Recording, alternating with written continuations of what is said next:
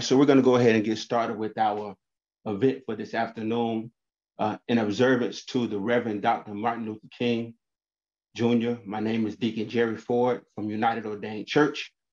I am the Vice President of the NAACP Troy branch, and I'm also the co-founder with my wife for Team Hero.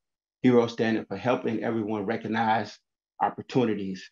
We are a nonprofit organization here in Troy, New York, that was started to address the community ills of our young people in the spirit of Reverend Dr. Martin Luther King Jr. So we thank you once again for joining us this afternoon. We have a great lineup of great community members. We have some speakers. We have some poets. We have just a beautiful event. It is a blessing for us to be here right now. You know, as we think about an observance to the times that we're in with the pandemic and everything, and we've lost so much. You know, a lot of people have lost a lot of things. We have lost a lot of things as society. We want to take a moment to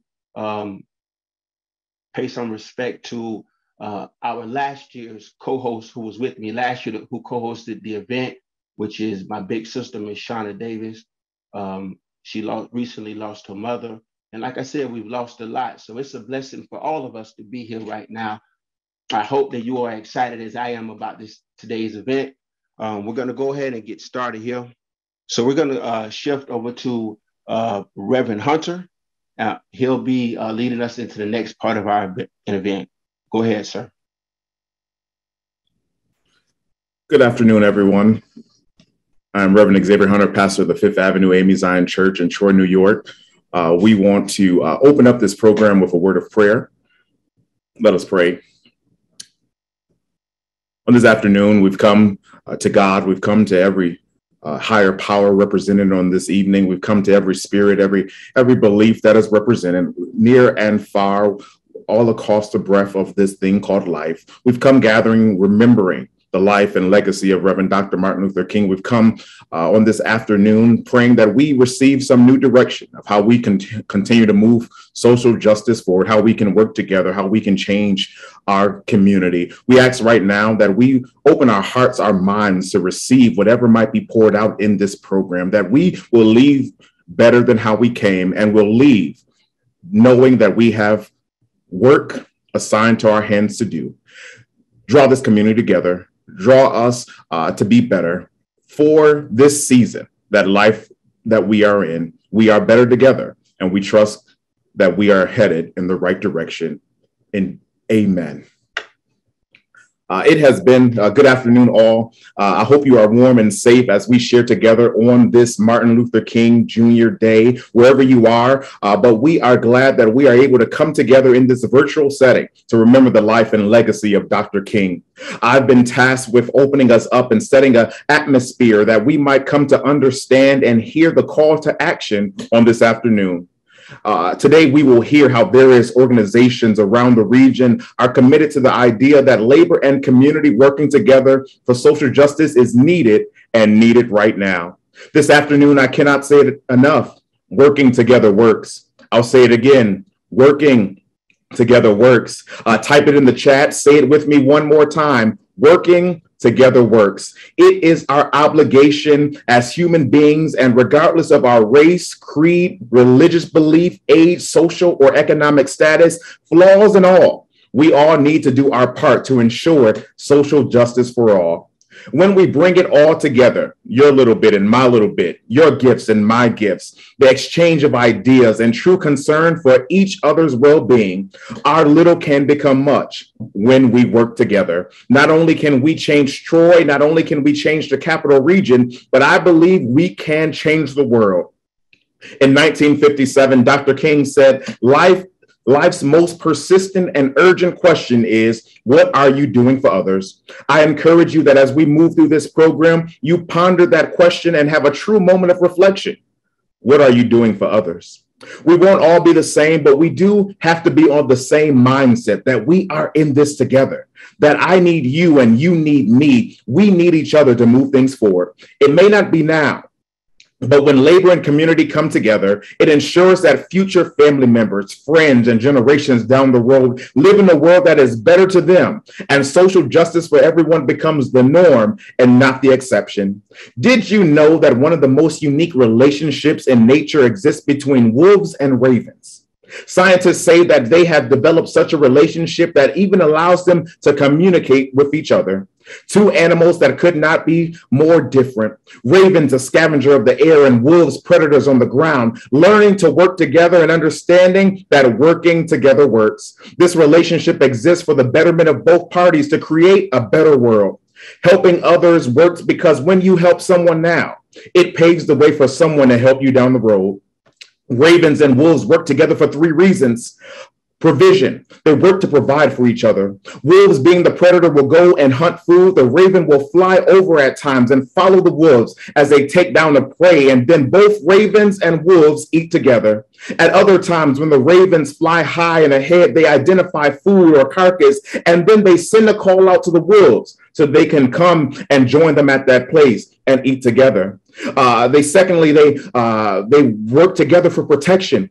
When eating together, regardless of who has provided the meal, the wolves protect the ravens from danger that might approach if they were alone. But it's the hearing of the ravens that they alert the wolves to bigger dangers that are potentially deadly to both the wolf and the raven.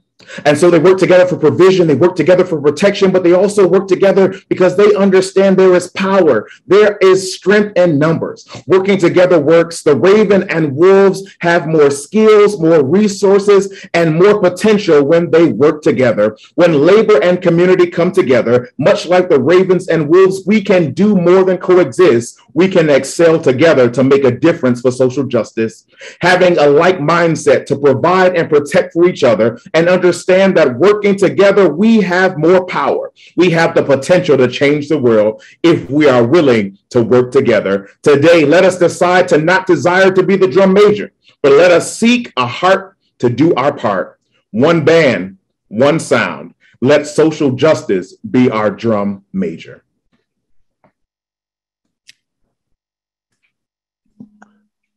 Wow. I was just blown away by that. And if you're feeling anything like I'm feeling, it's time for us to move forward. Man, working together works. The raven and the wolf. Can you believe it? That was inspirational. We thank you from our pastor, Reverend Xavier Hunter at 5th AME Zion. We're going to move forward into our program here today. Wow, listen, that's great. We got to move forward. We have to move forward. And that speech by our brother is definitely inspirational. But we're going to move forward with our program. Coming up next, our next speaker is a titan of social, civic, and voting rights and labor justice. And he is none other than the great Reverend Terry Melvin. He will be our next speaker coming up. Thank you so much, Deacon Ford. I want to thank all of you for allowing me this opportunity to be here with you on this day. Special thank you to Willie Terry, Adam Pelletier, and Renee Powell for coordinating and pulling together this event on today. I hope that you are enjoying this wonderful day of celebration and commemoration. It is my honor to speak to you in this virtual forum today. As Reverend Ford said, my name is Reverend Terry Melvin. I hold the office of President of the Coalition of Black Trade Unionists and Secretary Treasurer of the New York State AFL-CIO. I've been given an opportunity to talk with you today with all of you about the intersection of civil rights and labor rights and how the legacy of King is one of workers' rights as well as Black rights. Now, I want to lift up and just applaud Reverend Hunter on his opening remarks. And I mean, that was a keynote in itself, because if we all get that working together works and we all start working together, what a mighty change that we could have in our society. So I need to start with the fact that civil rights and labor rights in this country were birthed at the same time, at least for Black people. It was for our labor that we were put in change. The emancipation movement was a labor movement as well, since our shackles were there for capital and our bosses, our slave masters. The fight to free my ancestors was also a fight for them to control their labor as well as their lives. Slavery was both racial and economic oppression, and that is the root of this movement in my community and the one of the pillars of Dr. Martin Luther King Jr. See, Dr. King knew that the economic liberation of Black people was as important as our legal liberation. He knew that we could only be free as a people if we achieved equity in both society and in the workplace. He was assassinated while fighting for workers. He was murdered while supporting Black unionists. He was killed because he was mobilizing real social change, real social justice, real conversations of equity. On this day, we remember his legacy and are reminded of his work. But it is not enough to remember. It's not enough, sisters and brothers, to reminisce. The Civil Rights Act that he helped pass has been replaced. The economic inequalities of Black people have not gotten any better.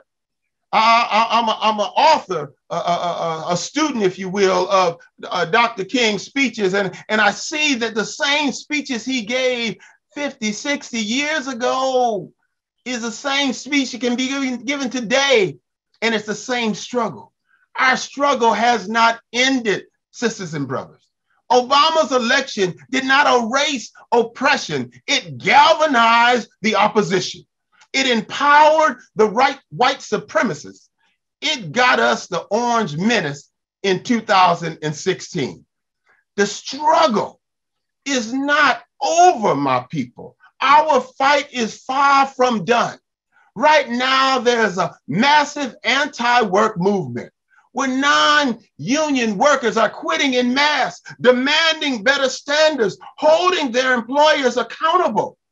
Black Lives Matter is far from finished as a movement. The videos haven't stopped. The footage hasn't ceased. We are still being shot at unacceptable rates. We need societal reform, from legislation to the labor halls, from the White House to the trap house, from the rooter to the tutor. Our work is far from being done. Right now, the most urgent thing that we must work on is passing the voter rights bill in Congress. It is the fundamental right of every American to elect who will represent them in government. We go all over the world telling people that democracy is the way to go. We say one man, one woman, one vote, but not here in America. Just because the demographics of this country is changing do not mean we need to change the rules for voting. We do not need to be looking forward to a time when we come an apartheid state like South Africa was years ago, where the minority is ruling the country. If you go back and you look back in 1957, May 17th to be exact, Martin gave a speech at the prayer pilgrimage for freedom in Washington, D.C. Martin was aware of this back then when he said, give us the ballot and we will no longer have to worry the federal government about our basic rights. He said, give us the ballot and we will no longer plead to the federal government for passage of anti-lynching law. We will, by the power of our vote, write the law on the statute books of the South and bring to an end the dastardly acts of the hooded perpetrators of violence. He said, give us the ballot and we will transform the salient misdeeds of the bloodthirsty mobs into the calculated good deeds of orderly citizens. Martin said, give us the ballot and we will fill our legislative halls with men, and I add women of goodwill, and to send the sacred halls of Congress men and women who will not sign a Southern manifesto because of their devotion to the manifesto of justice. Martin said, give us the ballot and we will place judges on the benches of the South who will do justly and love mercy. And we will place at the head of the southern states governors who have felt not only the tang of the human, but the glow of the divine.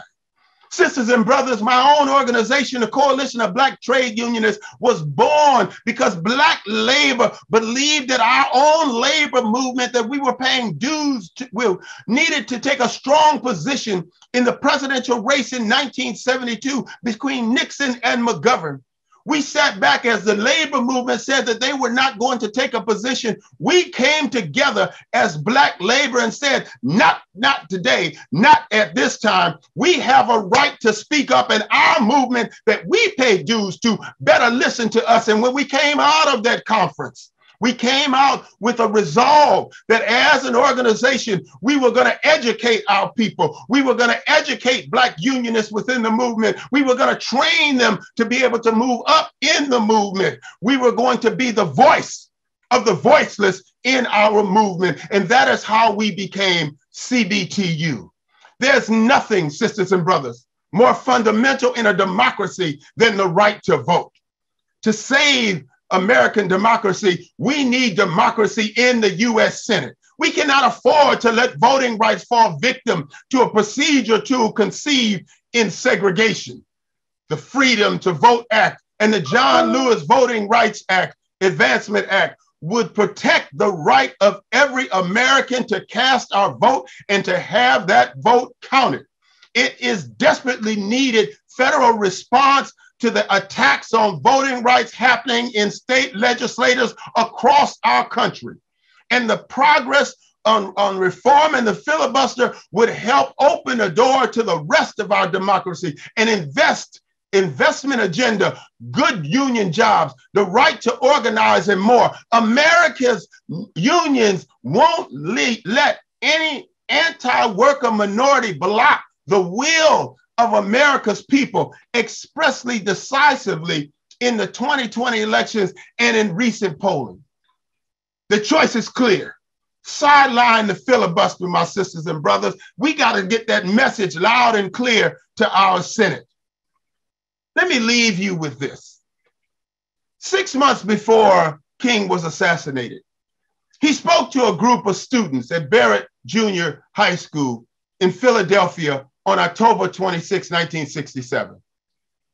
The words King spoke on this day are still relevant to anyone looking to set standards of success in their life. Here are 4 excerpts from Dr. King's speech that anyone can use for their personal blueprint in their own life. King said, number 1 in your life's blueprint should be a deep belief in your own dignity, your own worth, and your own somebodyness. Don't allow anybody, he said, to make you feel that you are nobody. Always feel that you count. Always feel that you have worth. Always feel that your life has ultimate significance. He said, secondly, in your life's blueprint, you must have a basic principle of determination to achieve excellence in your various fields of endeavor. If it falls to your lot, he said, to be a street sweeper, sweet streets like Michelangelo painted pictures, sweet streets like Beethoven composed music, sweet streets like Leontine Prince sings before the Metropolitan Opera, and it's sweet streets, he said, like Shakespeare wrote poetry. Sweet streets, so well that all the host of heaven and earth will have to pause and say, here lived a great street sweeper who swept his job well. Third, he said, if you can't be a pine on the top of a hill, be a scrub in the valley. Be the best little scrub on the side of the hill. He said, be a bush if you can't be a tree. If you can't be a highway, he said, just be a trail. If you can't be the sun, be a star. For it isn't by size that you win or fail. Be the best of whatever you are.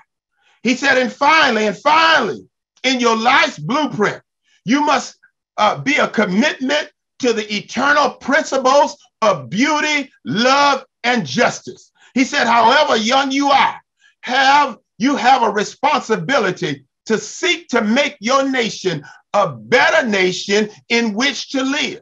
You have a responsibility, he said, to seek to make life better for everybody. And so you must be involved in the struggle of freedom and justice. And lastly, he said, if you can't fly, run. And if you can't run, walk.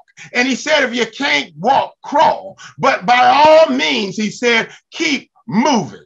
Today, I'll remember, and tomorrow I will fight. So I call on all of you to join me. There is still work to be done. We are not living the dream, but damn it, if it ain't fighting for it, we're going to fight till hell freezes over. And then I ask you to join me in putting on ice skates and skating over top of the ice. Social change comes from social pressure, and we have to turn up the heat. Let us honor one of our forefathers by keeping his legacy alive in both our words and our deeds. God bless each one of you, because God has truly blessed us with Martin Luther King Jr. God bless you, and thank you again for the opportunity to address you on this day. Man, listen, y'all, we just received a word. Thank you for that, Reverend Terry Melvin. That was a fact. Listen, that was a word, man. I am so glad that this is being recorded. For those who may not know, that this is being recorded, and you will be able to go back and catch all of the nuggets that our speaker just dropped down. They are beautiful jewels, and there was a direction that he pointed us in. That he told us that it was time that we address these issues and not let the dream of Reverend Dr. Martin Luther King and the actions that he took fall to the wayside. Thank you once again for that fantastic, fired up speech in remembrance of the Reverend Dr. Martin Luther King. So we're going to get ready to move forward in our program. Oof, man, listen, I see this. As we continue to move forward, it's going to continue to go into a direction that's going to keep us energized. We have next coming up my sister, who is going to be our very own Dee Collins.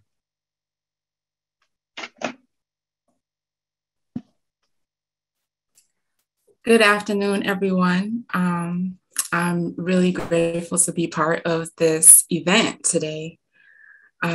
And I have a couple poems for you. In the spirit of my ancestors, my family in Haiti, in Canada, and here, and anyone who has since left their homelands in search of a better life and their own dreams. The girl dreamed. And the girl called into a room 3 boys and a girl, the only girl. And my grandpa asked what they wanted to be. And the girl, bright-eyed, chest out, back straight, clear voice said, lawyer. The girl made of riverbed and dirt road, fried plantain and peak leaves, coal fire and cast iron pot said, lawyer. Not 2 weeks later, my grandpa pulled the girl out of school, sent her to learn how to sew and cook. The girl's supposed to be a boy's dream, not dream like one, not supposed to be lawyer or bold or big or speak loud or speak. The girl skipped sewing class, used pocket change from Guntiso to buy fresco and watch people walk on Shanemas without anyone knowing. The girl, a protest. The girl still dreaming in view of the presidential palace. The girl becomes a woman, becomes a wife, becomes my mother. My mother carries 3 girls and a boy, like the tethered, like a reckoning. I am the only child to survive the terrain of her womb, the only girl, the only dream left. My mother immigrant, my mother night school and wrestling Creole on her tongue. My mother lover of coconut flesh and peanut brittle. My mother loud. My mother sacrifice. My mother first lady of the church. My mother housekeeper for a living. My mother mathematician, making $1 out of angud, less than 15 cents. And one day She taught me a lesson in a white woman's bathroom, pointed to the toilet she just cleaned, said this job in particular and overall is not for you, said you could be a lawyer. Translation, be a lawyer. Translation, does not matter that you are a girl. Translation, I am her dream, carved out her stomach from her cooked hands, aged from fire and bleach, her back, a wall crumbling, her kidneys passing stones, the weight of all her deprivation, a field of hives on her skin, a sting, piercing back. Shout out to my mom and to everyone trying to make a better life.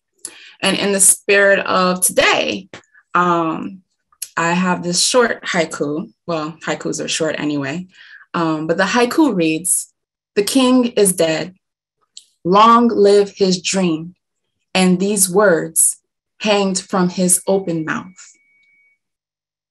I say that because sometimes we hang on to some of Dr. King's words and we don't hang on to all of them. So here is my last poem after Mutabaruka. What will you do with this poem? This poem which says, I have a dream. This poem that names streets where dreams are deferred, where buildings have no crystal stairs. Tell me, will this poem dry up like a raisin in the sun?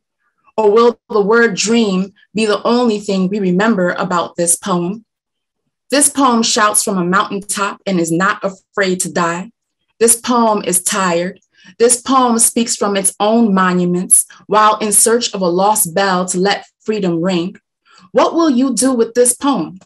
This poem which says the law cannot make a man love me. It can restrain him from lynching me. And yet this poem is still waiting on a bill. This poem says, give us the ballot, and yet this poem still shouts from the grave about protecting the vote. This poem that will never be satisfied as long as there are unspeakable horrors of police brutality. This poem that understands the language of the unheard and still asks, can you hear me still? Have you heard? This poem speaks for the people. This poem loves with tenacious tenacity and wants to know if you will reciprocate. This poem says you don't have to make your subject and verb agree to serve. This poem's been waiting on promissory notes and promises to be done with waiting. After its holiday has gone, what will you do with this poem? After the specials have faded from our screens, will you quote the revolution will not be televised or become the revolution? This poem says, tomorrow is today. We are confronted with the fierce urgency of now. In this unfolding conundrum of life and history, there is such a thing as being too late. This poem requires commitment and a microphone so that we do not begin to die from being silent about the things that matter. This poem matters. This poem says, if I cannot do great things, I can do small things in a great way. This poem says, do all the small things, do them in a great way, and repeat. Repeat, repeat until we don't need this poem to preach to us still. Repeat until this poem is satisfied. Repeat until this poem can rest. Repeat until this dream achieved is the only thing we remember about this poem. Thank you. Listen, that poem was fantastic. I tried to warn y'all that I just see from the lineup that we have here, we're just going to continue to grow higher and higher, and the energy will be crazy. Thank you so much, sis. That was fantastic. Once again, we want to applaud her for her great poem that has ignited us on today in remembrance of the Reverend Dr. Martin Luther King Jr. We're going to go ahead and move into the next section of our program for today. Now, the next section in itself will be comprised of some of our local organizations. Now, these organizations are activists. They stand for social justice, civil rights, labor struggles in Troy and Rensselaer. Each speaker will have about 3 minutes for them to speak, and we're going to start it off with the NAACP Troy branch president, Renee Powell. let's give it up for Miss Renee. All right. Good afternoon, ladies and gentlemen. And I'm going to start off with a little history about the NAACP, and then I'm going to talk about what's happening today. And I'm going to preface this with saying that I had my entire script written out until this morning. The calls have been coming in, and as I proceed through with my presentation here, you'll see what has hit my heart hard. And the presentations that we've heard earlier today nail it right on the head as to what I've been experiencing. So I want to start with, in 1909, the NAACP, the nation's oldest and largest nonpartisan civil rights organization, was founded. And the founders of the NAACP were a diverse group of American citizens organized to address the unfair and inequitable treatment of African Americans in various communities across the United States. And these inequities dealt with housing, education, health, and here we are today talking about employment and labor. The primary goal of the NAACP at its founding was to promote racial equality in all fields of society and to reduce racial hatred. Thus, the mission of the NAACP is to ensure the political, educational, social, and economic equality of rights in order to eliminate race-based discrimination and to ensure the health and well-being of all persons. Today, we are still fighting for equitable treatment and access to resources. Just this past voting cycle, the Troy branch of the NAACP sued the Rensselaer County Board of Elections to get an early voting site in downtown Troy. And we were victorious. We had our voting site at the atrium in downtown Troy. Now, we have to make sure that we stay vigilant and stay on top of maintaining our early voting site in the downtown area. So basically I'm saying, let's stay woke. We're not going to sleep on this. There's a lot of work that needs to be done to improve the opportunities, the fair treatment, and resources of all citizens. So, when something affects a small group directly, it affects all of us indirectly. So what we're fighting for is not just for us, but it's for everyone. It benefits everyone in the long run. So the NAACP is looking to partner with organizations like the labor unions and community organizations with the common mission to help make racial equality a reality. We want this. We all need this. Now, like I said, I had my entire presentation planned to deliver to you, and I was going on, about some additional things. But after this morning, I had another MLK event this morning, and I had received words from Congressman Tonko, and our guest speaker was Lisa Good. And during that presentation, it was stressed that we need to make a change. We need to be transformative. We need to be people of action.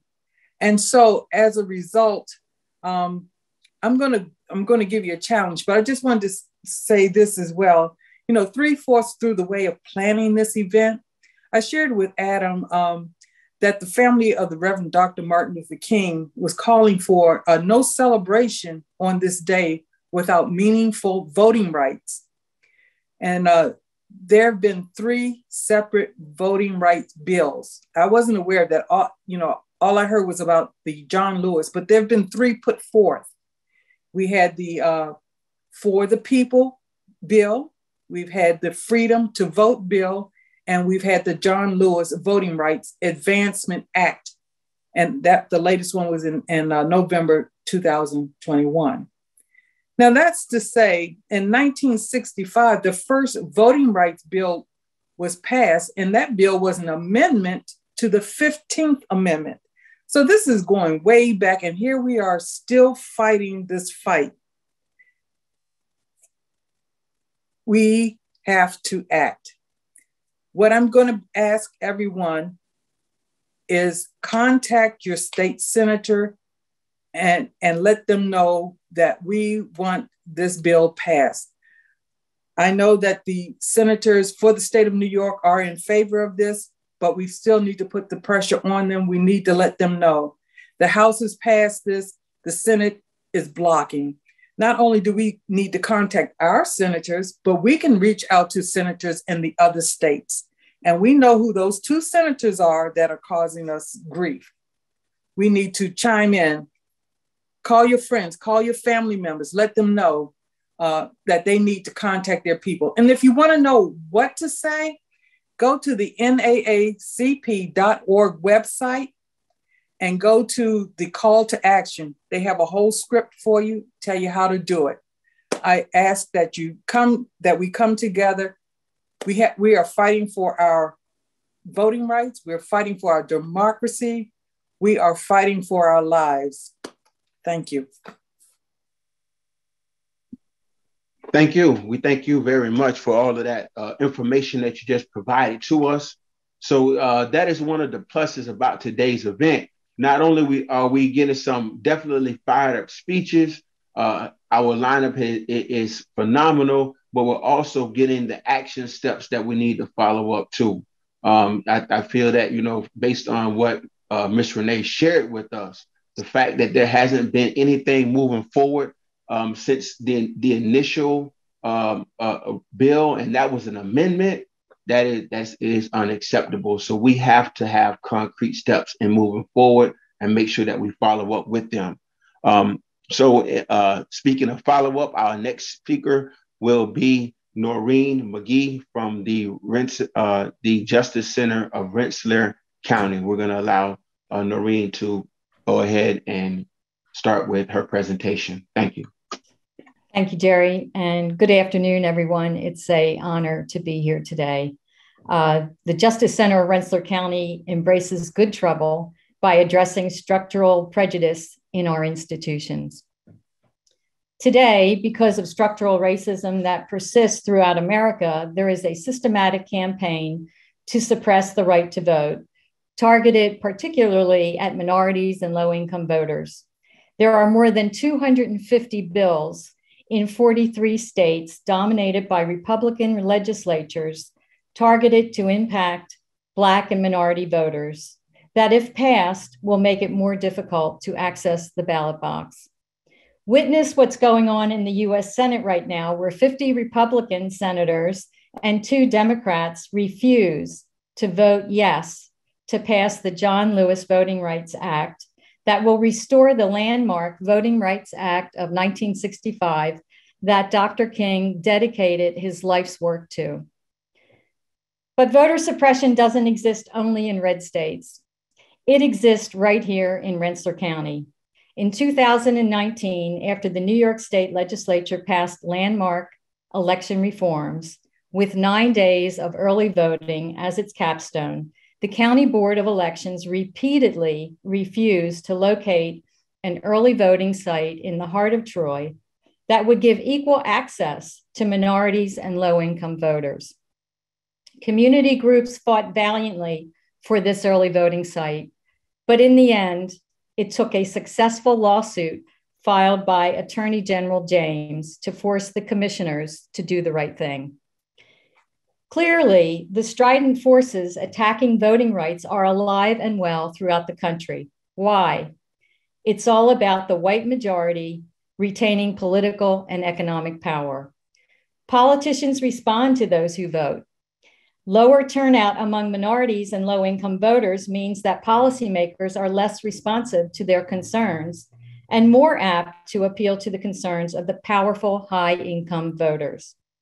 The link between voting, racism, and economics demonstrates that voter suppression results in economic inequality by putting policymaking into the hands of the white, wealthy, and connected. I looked at the turnout numbers for the last election held in November here in Rensselaer County, and they are not encouraging. Voter turnout averaged 20 points higher in the majority white and affluent districts of the county than in the minority and economically depressed neighborhoods of Troy. We have a lot of work to do.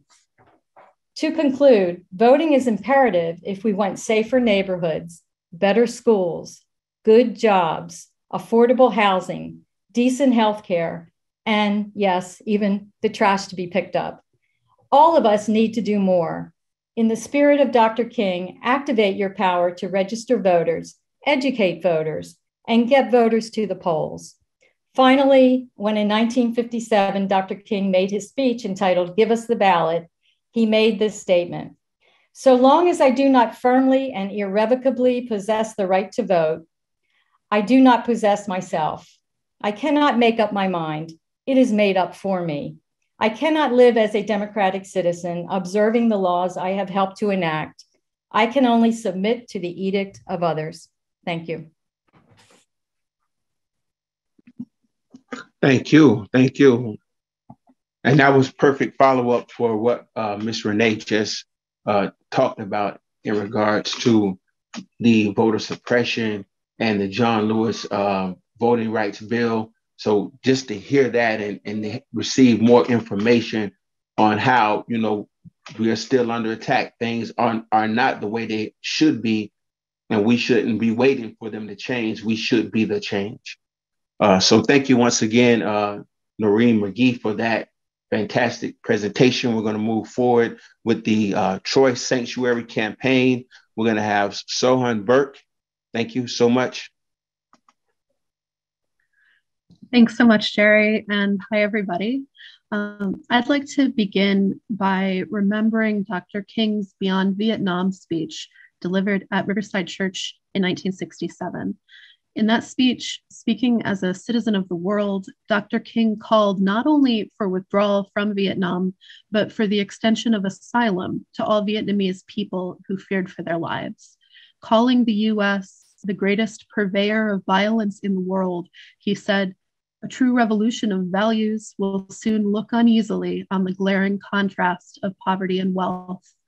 With righteous indignation, it will look across the seas and see individual capitalists of the West investing huge sums of money in Asia, Africa, and South America, only to take the profits out with no concern for the social betterment of the countries, and say, 'This is not just.'"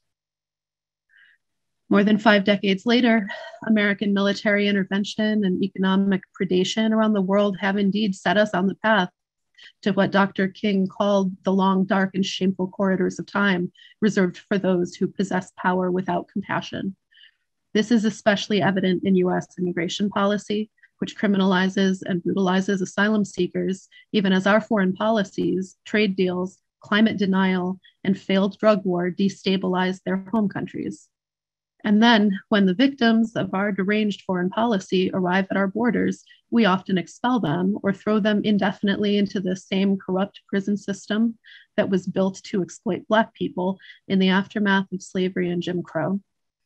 Last year, Biden extended Trump's Title 42 policy, expelling asylum seekers without even a pretense of due process, while his Border Patrol agents horsewhipped Haitian refugees and the Delta variant ripped through overcrowded detention facilities. Right here in South Troy, our sheriff is collaborating with ICE to imprison undocumented people under the same inhumane conditions that they've been holding our own citizens in for years.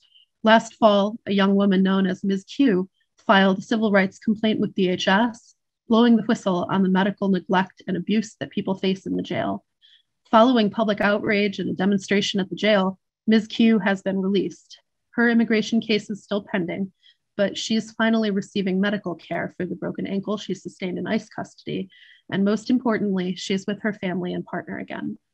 I want to thank everyone who spoke out and hit the streets for helping to make that happen. I also want to thank everyone for your generous support for the Troy Sanctuary campaign's Immigrant Solidarity Fund. This community is providing urgently needed financial support to our undocumented neighbors this winter, as well as translation and transportation support, grocery deliveries, and infant care necessities for new and expecting moms. I want to be clear that this mutual aid isn't about charity. It's about justice and solidarity and the true revolution of values that Dr. King spoke of, which brings us back to Riverside Church in 1967. And I'm going to play a brief clip of that address. Please bear with me.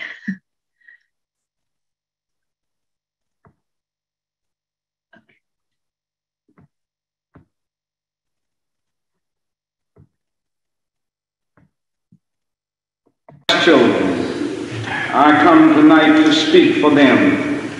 This I believe to be the privilege and the burden of all of us who deem ourselves bound by allegiances and loyalties which are broader and deeper than nationalism and which go beyond our nation's self-defined goals and positions. We are called to speak for the weak, for the voiceless, for the victims of our nation, for those it calls enemy.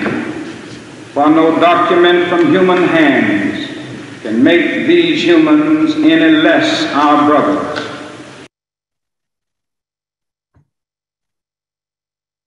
I'll end with that. Thank you. That was amazing. And to end with the words of Dr. King and see how it all came together. Thank you for the work that's being done through the Sanctuary campaign. We're talking about action. We're talking about action and putting things into action. That's what we received from that presentation. So thank you once again. We're going to move forward with our next speaker.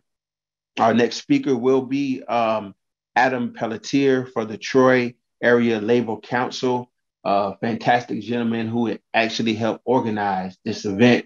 So we want to go ahead and allow Adam to make his presentation. Thank you. Good afternoon, everybody. My name is Adam Pelletier, and I'm the president of the Troy Area Labor Council. I wanted to begin today with a quote that came before Martin Luther King Jr. was born and rings true decades after his death.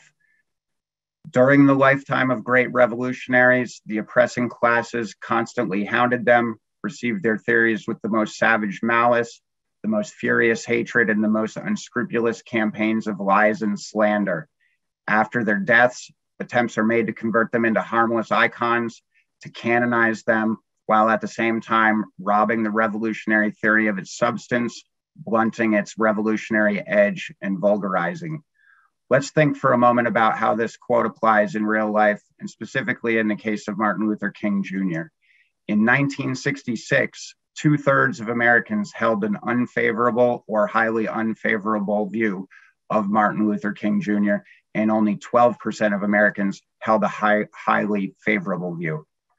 Martin Luther King was a radical and revolutionary leader in his time. He believed in building coalitions of labor, community, and faith-based organizations to weaponize nonviolent civil disobedience as a means of achieving systemic change. It is a shame that many people only know him as a guy who had a dream one time. He was a man of high morals and unwavering commitment to his principles. One of the positions that he took that really upset a lot of folks was his opposition to the war in Vietnam. Martin Luther King recognized, as many recognize today, that it is a national shame that our government never runs out of money to build and drop bombs on mostly brown and black bodies all over the planet, while many of our own people starve in the streets or are marginalized or disenfranchised by race, gender identity, their class, or their ideas. What's any of this have to do with the Troy Area Labor Council? Well, thing is not everyone always likes or appreciates everything that we do. This is because we've consistently and continuously taken positions to side with marginalized people against their oppressors, and this upsets people in positions of authority. We've taken heat for supporting universal health care. We have a delegate that was assaulted by fascists for showing up to support immigrant rights.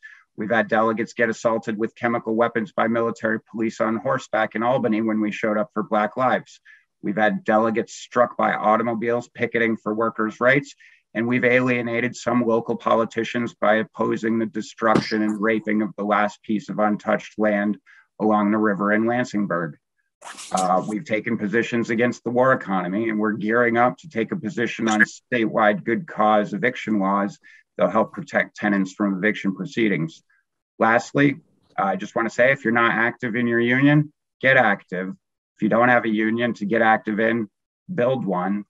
And if we all come together, solidarity will win. Thank you for this opportunity to speak today. We want to thank you, Adam, for the hard work that you're doing as an individual and definitely as the president of the Troy Area Labor Council. We thank you so much for everything that's going on, and the efforts that you're putting forth are really making change in our communities. We thank you again.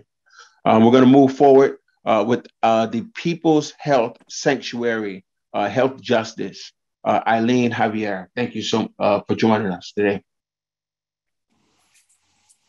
Hello, everyone. In 1966, Dr. Martin Luther King Jr. quoted these words: "Of all the forms of inequality, injustice in health is the most shocking and the most inhuman because it often results in physical death."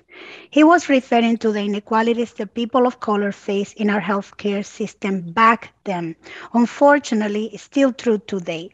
The U.S. medical system has a long legacy of discriminating and exploiting Black Americans, and this is something that is stored in the mind of the Black community. I believe that some of these incidents could have been avoided with the proper awareness and education. Dr. King believed that strength came from a community working together as a whole, and at the Sanctuary for Independent Media, we have been a center in the Capital Region for community organizers and local activists to network and collaborate and amplify their voices.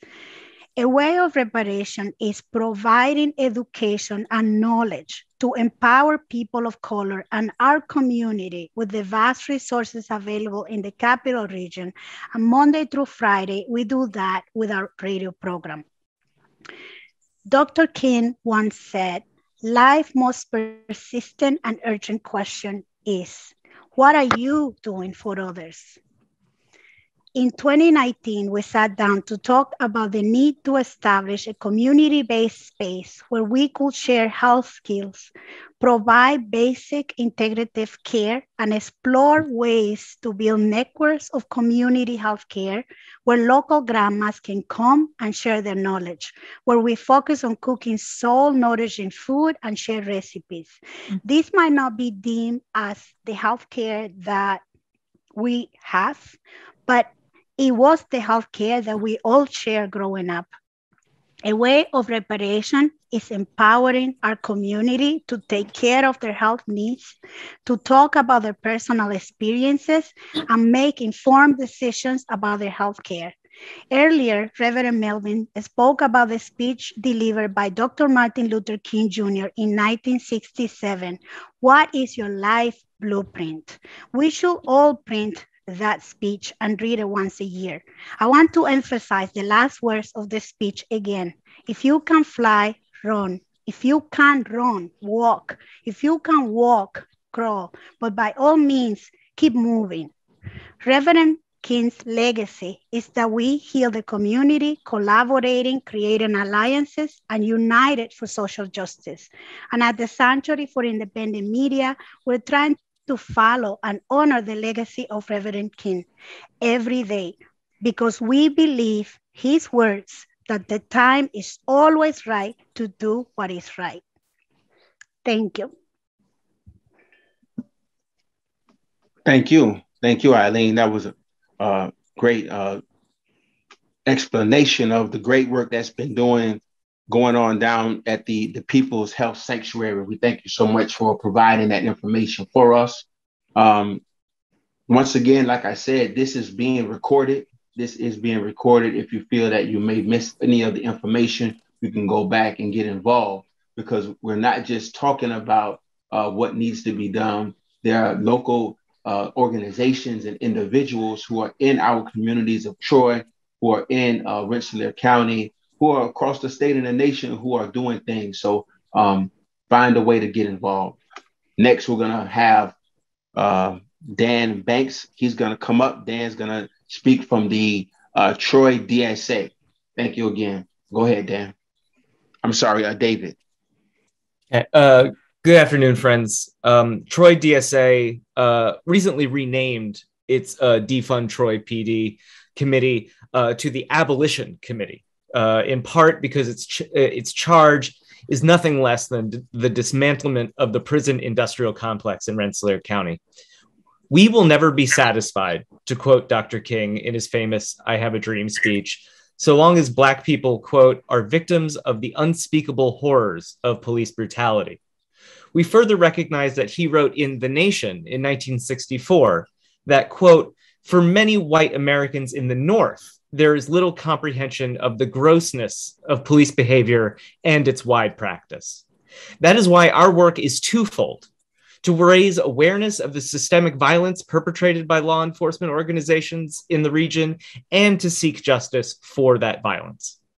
One of our biggest tools in this fight is the People's Reporting Project. Anyone can go to defundtroypd.org/report and find a secure, independent system in English, Spanish, and Arabic where you can report police misconduct. Users' information is kept behind a strong set of passwords that are kept closely guarded by the committee. We use this reporting system to build cases against the police department and target resources to victims.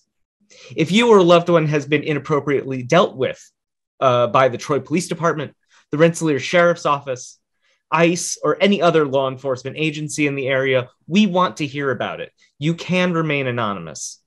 In a conversation with the actor and activist Harry Belafonte, King confided in his friend, quote, until we commit ourselves to ensuring that the underclass is given justice and opportunity, we will continue to perpetrate perpetuate the anger and violence that tears the soul of this nation.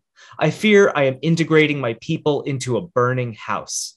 As a socialist organization, Troy DSA is obligated to douse the fire with the nourishing water of solidarity and people power. Dr. King was assassinated amidst supporting the AFSCME Local 1733 union during a sanitation workers' strike in Memphis, Tennessee in 1968. Members of his family and close confidants, including his lawyer, William F. Pepper, contend that Dr. King died at the hands of a Memphis police officer on the orders of the FBI. This is why we must not only listen carefully to what Dr. King said in life, but also take heed of the lessons surrounding his death. That safety, protection, and comfort is found in the arms of each other, not in the state and its armed guards. When the people take charge of their own safety and security, they will be safe and not a moment before. Thank you.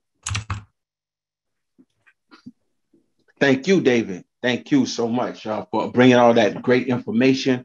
I saw somebody put the link. The link is in the chat box. If you want to make sure that you save that link and report any wrongdoing. Accountability. We thank Troy DSA for providing accountability to and making them accountable, the Troy PD. And so next we're going to move forward.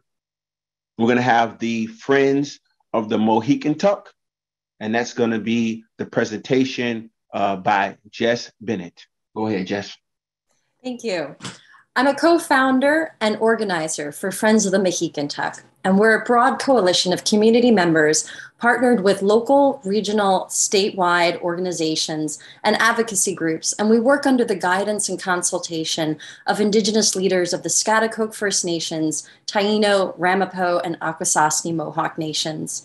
We formed in 2020 in opposition to the destruction of the last riverfront forest in the city of Troy for a 240-unit high-density apartment complex. The site sits on a 5,000-year-old Indigenous quarry and is a historic register-eligible archaeological cultural site. 1011 2nd Avenue is located at the very north end of Troy, and this land has been a community access point to nature and the Hudson River for hundreds of years, and it sits in a diverse, working-class, DEC-designated environmental justice neighborhood. It is a thriving biodiversity refuge and ecosystem, and it's home to imperiled species of plants rarely found in Rensselaer County. The indigenous peoples of this area were forcibly relocated from their ancestral lands several hundred years ago, and still today, the Mohican Stockbridge Munsee are petitioning the Troy government to keep this hereditary land from being destroyed. This fight intersects environmental justice and racial justice, and it is critical that the indigenous ancestral history of this area is not silenced and that this sacred land is not destroyed. We seek to put this land in preservation for future generations to experience, enjoy, and learn from. We fight to stop this gentrification and the exploitation of these irreplaceable natural resources for profit, and we seek to honor the indigenous history of this land. Currently, the Troy City Council is the governing body that can move this development forward or stop it. If you'd like to help fight or get involved, please check out our website, which is save1011.org, and write the Troy City Council and our statewide representatives. As Dr. King said in his 1967 Christmas sermon, it really boils down to this, that all life is interrelated. We are all caught in an inescapable network of mutuality, tied up in a single garment of destiny. Whatever affects one directly affects all indirectly. Thank you.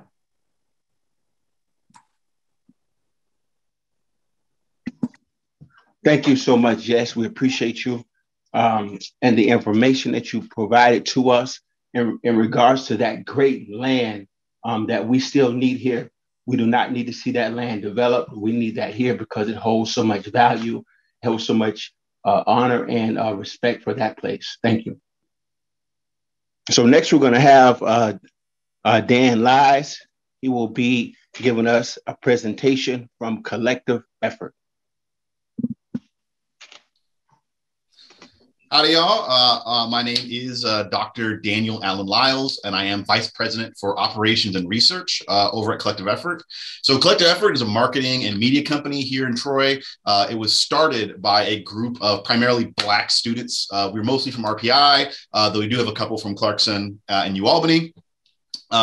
And we had all been trained from the first days in college to be a force for good in these large organizations. But we came together and said, well, what if we, instead of trying to add a drop of water to this whole other ocean, what if we built something for ourselves? What if rather than saying this neighborhood has 14 houses and 14 lawnmowers, we said, what if we have one neighborhood, one really good lawnmower, and then we find a way to administer it together.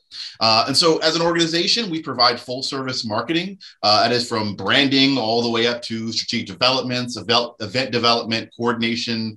We do leadership training and development, primarily for those who we would say in the creative economy. But a creative is just a regular worker who sells their labor 1 gig at a time, who sells their labor 1 contract at a time. And while there's a lot of talk about this creative economy, what we saw immediately was that people like us were going to get left out, that people like us were not going to get the same kind of opportunities, and that we would work twice as hard for half the recognition. And so we began to ask ourselves, you know, what might it mean to organize ourselves differently? And so we went about developing ourselves as a cooperative that is meant to develop and incubate other kinds of cooperatives. You see, at Collective Effort, we're really inspired by King's message of economic democracy and in worker control. In his final book, Where Do We Go From Here? Chaos or Community, which if you read only one thing from King, read Chaos and Community. It is his absolute highest work. King insists that civil rights is built on a foundation of economic justice, that civil rights were built with the assumption that all people asserting their civil rights were equal economically. We know that's not true, but the whole notion is based on this fundamental idea. At Collective Effort, we try to live up to this challenge by King by trying to help creatives get into leadership and to have the advice they need to form the cooperatives and collectives that will service them, right? Having the organization is the first part. But what you also need is, like I said, experience watching people making decisions collectively, watch people working together. And we're really here to help incubate that. You know, we really ask ourselves, what would the local economy of Troy be like if 1/4 of all workers owned their workplaces and could walk out on a drop of a hat if the city was not developing in a way that serve their interests. And I guess the last thing I want to say, as a person who worked in a worker cooperative, one of our members was having a child and she was panicked, like, well, what's the maternity program here? And we said, because we own the company, because we define what everyday life is, you get to tell us what works for you, and we will build an economy that fits around you. Imagine if every worker in the city of Troy could go to the city and say, this is what works for me. This is what we will have. And so at CE, I was closed by saying we really hope to build that arsenal for workplace democracy in our work. We're talking about action, guys. This is what we're talking about here today. We're talking about the intersection where social justice, community, and unions, where everything meets. We're talking about action. And that was a great example of action that is taking place right here in the city of Troy, groundbreaking action. We thank Dr. Dan for all the work that they're doing. Please, if you have not gone down to their office right downtown Troy, you are missing out. Make sure that you stop by and see the fantastic work that they're doing with Collective Effort. So next, we're going to have a presentation from Shades of Cocoa. Our sister, Deb Garrett, she's going to be having a presentation, and we're going to be looking at how, you know, Dr. King's dream is living on through the lives of our youth. Hi, everyone. I'm so happy to be here. My name is Deborah Garrett, and I am the co-founder of Shades of Cocoa. I also have here with me Karen Hopkins-Lewis and Janai Ramsey, who also will be talking about what our group is. So I'm going to start with a quote from Dr. King, and it says, "The function of education is to teach one to think intensively and to think critically. Intelligence plus character, that is the goal of true education." And we strive on that at Shades of Cocoa. I'm just going to give you a little quick version of what Shades of Cocoa is. Shades of Cocoa is an organization that helps young girls on leadership skills, empowerment, enrichment, as well as self-care. Being a member of Shades of Cocoa is a sisterhood linked by friendship, self-care, self-love, uplifting each other while still having a love for leadership. Shades of Cocoa, most important goal is to promote self-love in girls of color. And I'm gonna let Carolyn and Janai speak about the rest. Hi, this is Carolyn. The vision, Shades of Cocoa impacts young girls by helping them recognize their inner beauty and loving the skin they're in. We encourage young girls to be independent, intelligent, and set their own path.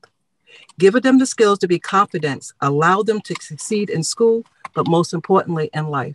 Here's Janai. Here's our girls' vision. Self-care, understanding the importance of taking care of ourselves. Self-image, focusing on positive self-image and protecting positivity towards others, as well as self-acceptance.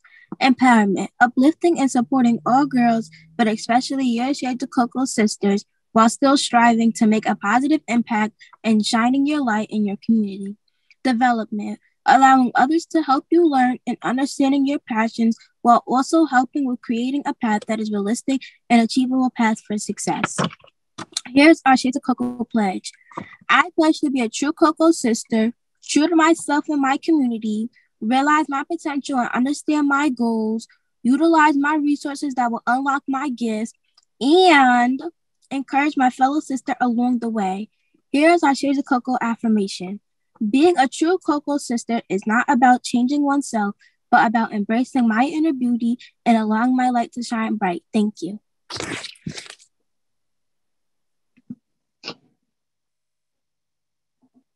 Thank you. Thank you. That was amazing. It's just, you know, so exciting to see other organizations that are doing the great work. Look at that, just great group of presentations that we went through, all the way from the unions to now we have community, now we have the youth. That is just inspiring, especially the work that's being done with our younger sisters. So with that being said, we're going to switch over here. I have the opportunity to present some youth from our Team Hero program. And just to be just real honest with you and transparent. So we were doing our rehearsal last night for this event. And I had my niece and who stayed the night with us. Her name is Shania Carter. And she heard what we were doing here. And at that time, we didn't have any youth presentations, but she decided that she wanted to make a presentation for Dr. King. And so this was not prompted by any adult. She just wanted to get involved, and she wrote her own speech. And so next we'll have her, and then following her will be my daughter, Olivia Ford. So we'll have Shania come first. Thank you. I got two. Yeah. All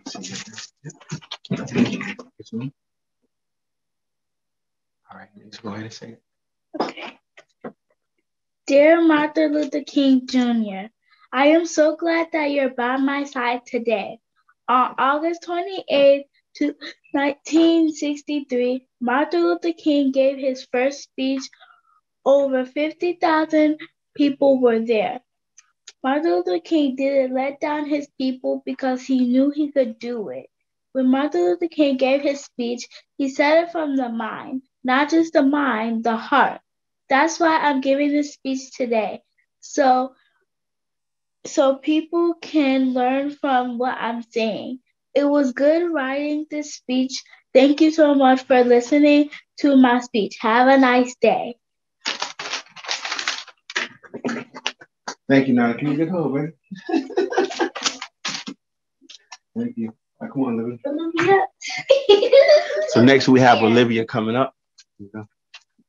Here you go. You just be comfortable and just say, like you said, on your heart about Dr. King. Dear Martin Luther King Jr., I learned that you standing up for other Black people in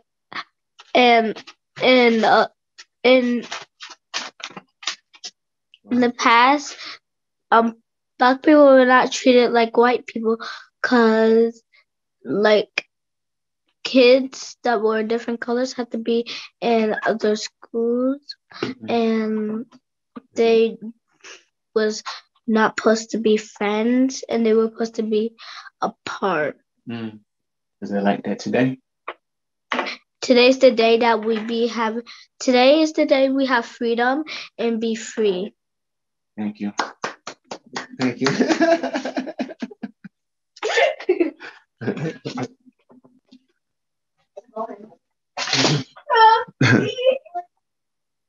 So we want to thank them. Like I said, that wasn't even scripted. That was just them hearing us having our rehearsal on last night and then saying that they wanted to be a part of it. So that's just beautiful. I told them that there was no pressure, whatever they had, especially come from their heart. And that's exactly what they did. So that was great. So we're going to move forward into our presentation. That's just a little something to make our hearts smile. We're going to have a poem. We're going to have a poem by Ian Max. Ian Max is going to be delivered us some great poetry. So let's continue to have a great time at our 2022 Reverend Dr. Martin Luther King event. Good afternoon, everybody. Thank you to Adam and everyone who's a part of this event for just having me on, as well as Dee earlier being a fellow poet. I guess I'm just going to read some poems and keep it in the time frame and inspired by the ethos of the day that we're honoring today. This one's called Conditional Kumbaya. A drop of the facade can wreck our lives pretty hard, anxious with demons, yet saying Kumbaya. It's never literal, though. In fact, it's innocuous, whether they call us EBT fans or dance offbeat at a protest. The common denominator is that they can't take the check, run, scream, try to fight, choke me out to silence, then leave the tab open. Just hoping not to move backwards. For what I tried to do for others, was I too open, exposing this raging whirlwind within? Unconsciously giving ammo while they hide the clip in the holster. Need to bolster the energy, raise levels in terms of how to treat self and where to go, so that those who need this the most get the version that is whole. Would the fellow strugglers meet me with open arms, or scoff and double down into societal norms? It would be a dream just to be able to dream without the worry of burning boundaries doused with half-hearted apologies. Took it personally and left the social scene on asylum, yet they're reading more of the words God blessed me with later than the typical. Don't assassinate me yet, though. Needed to rehab how I give, and hopefully this new framing makes it easier to receive. A social construct from start to finish. Any king or queen can end up lost in it. And I'll fit in one more. This one is about what I went through in high school. And I know what those kids who spoke earlier are still going through in society. So it's important that we keep trying to be a better role model for the youth and what they're going through in the future in these times. It's called Over the Top, Behind the Back, off of Identity Crisis, the background behind me. I used to get called an Oreo from 8th through 12th grade. An old friend would get in trouble for sticking up in my defense. He punched one kid in the temple and pushed the other into a glass case. He kept this from me so long and unsaid that spanned a decade. We'd seen each other fall and rise to numerous occasions. Thought I could trust him for God knows how long until we both lost touch with reality. Barely surviving the gray area. Karma is as strange as brutal honesty. They smile and make conversation when I bump into them, but I know they remember and it still exists within. Operating on these set terms, cognizant of surroundings, capturing everything from those I'm forced to be around. Reading and sensing idiosyncrasies that help them live without losing it. Their problems pale in comparison. A pedestal set on a cracked foundation, but objectivity and compassion are scarce in this place. The only abundant resource is the ability to use two faces. Ignore the privilege to weigh down those who are less fortunate. Thank you.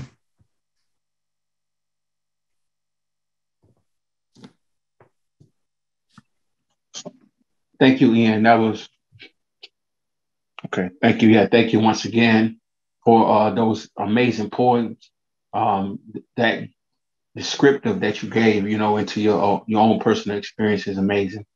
That you can, verbalize it and make people actually walk through that experience with you. So we thank you once again for being a part of the event. All right, so we're going to move forward into our event.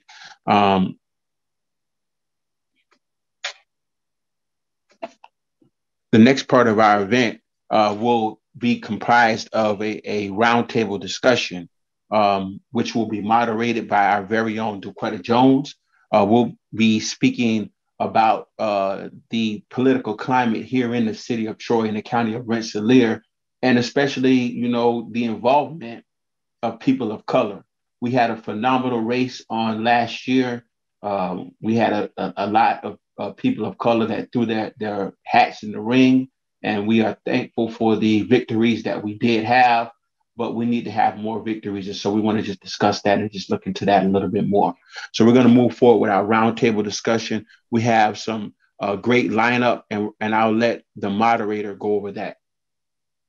Wonderful. Thank you so much, Deacon Ford, and thank you to the Troy Area Labor Council, as well as the Sanctuary for Independent Media for hosting today's event in honor of Dr. Martin Luther King Jr.'s life and legacy, fighting for racial equality, social and economic justice.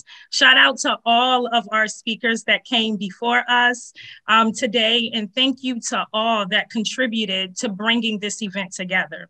So good afternoon, beautiful people, and welcome to the Insights of Candidates of Color Roundtable discussion. It is a distinct honor and privilege to moderate this discussion with such courageous and tenacious leaders of color that made the decision to run for office across Rensselaer County.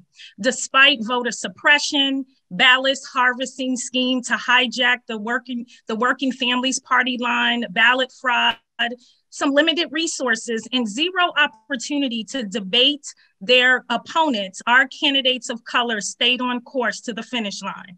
History was made in the number of BIPOC, Black Indigenous people of color, stepping up to run for Troy City Council, Rensselaer County Legislator, and Rensselaer County Executive. Although this history did not result in all of the candidates of color securing seats they ran for, it encourages more BIPOC people to run for office. When I reflect on the outcome of the election, I think of Dr. Martin Luther King Jr. words. We must accept finite disappointment, but never lose infinite hope. Let me briefly introduce our candidates of color. We have Gwen Wright, who ran for Rensselaer County Executive, Chantelle Sanchez, who ran for County Legislator, District 4. We have Kiani Conley Wilson, who won for the Troy City Council, District 5. We have Stephen Figueroa that ran for Troy City Council, District 6. Marquita Edwards that ran for Troy City Council, District 6. And Dee Collin, who ran for Troy City Council, District 1. Please visit the Sanctuary for Independent Media website to learn more about the candidates. As a reminder, please put your questions in the chats. So let's get started. So the first question is for each panelist, which will explore the following questions in their responses, such as what made them decide to run for office? Would they do it again? What was one thing that they learned about themselves or their community since launching their campaigns? What was the most rewarding part and what was the most challenging part of the campaign? Were their campaigns people powered or party powered? And if we could turn back the time like Cher, what would you do differently? And what's next for our esteemed panelists? So I'll start with Gwen Wright. Thank you so much for that, Marquita. It seems like it was a really long time ago that the election happened. I'm sure it doesn't seem as long ago for you, Kiani, since you're right getting started. But and at the same time, I feel that it took up so much of our lives. So I think in reflecting back, there are a few things that come to mind for me. Why did I run?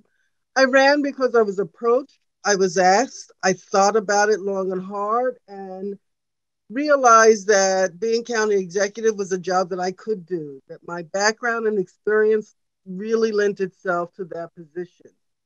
So I thought, I would take on that challenge, and a challenge it was. And I knew that going in. I knew that I was facing a really formidable foe, but at the end of the day, what was important to me was to be a voice of change and to really challenge the status quo.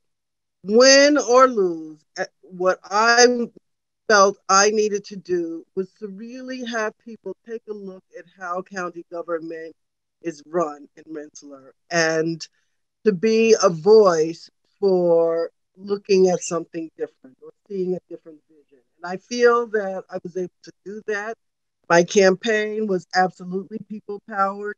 I was able to connect with people throughout this county who similarly felt it was time for change and who really were looking for a candidate that wouldn't back down to the establishment.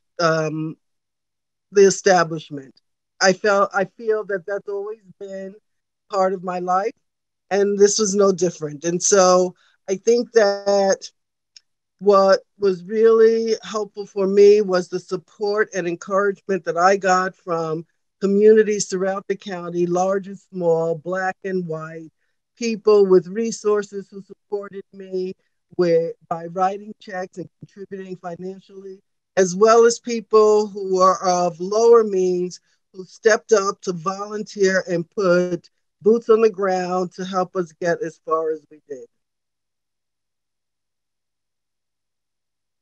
Awesome. Thank you so much, Gwen. Dee Collin.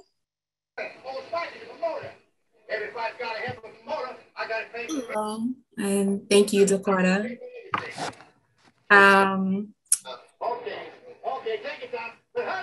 So I hear some noise. I'm not sure if that's me. I'll say just if everyone can please ensure that you are muted, we really appreciate it. Thank you so much. Well, I'm pleased to be on this panel. Just looking at everyone's faces together like this, I think is really powerful because no matter what the results were, we made history in the city of Troy and across Rensselaer County just by us running. as far as like why I decided to run, I was also encouraged, like Gwen. Actually, another candidate, Stephen Figueroa, and our gracious host, Jerry Ford, had a long conversation with me about the idea of running.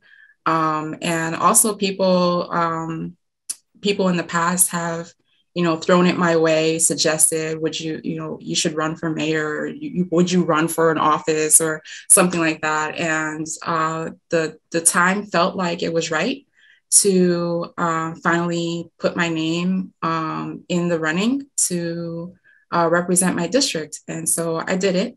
I'm glad that I did it. I think just the biggest reward for me was talking to people and meeting people and seeing the excitement and just sheer inspiration they had that I was running in their district. That meant a lot to me. And I think that representation goes a long way in not only motivating us towards the polls, but also reminding us that change is possible. I'm someone who I intrinsically operate on hope. I feel like if we don't have hope, we really don't have much at all. And so, you may have heard me saying change is possible all the time, and I had hashtag change is possible because I really believe that. I still believe that. And I'm encouraged by that quote that you used, Dakota, that, we must accept finite disappointment, but never lose infinite hope.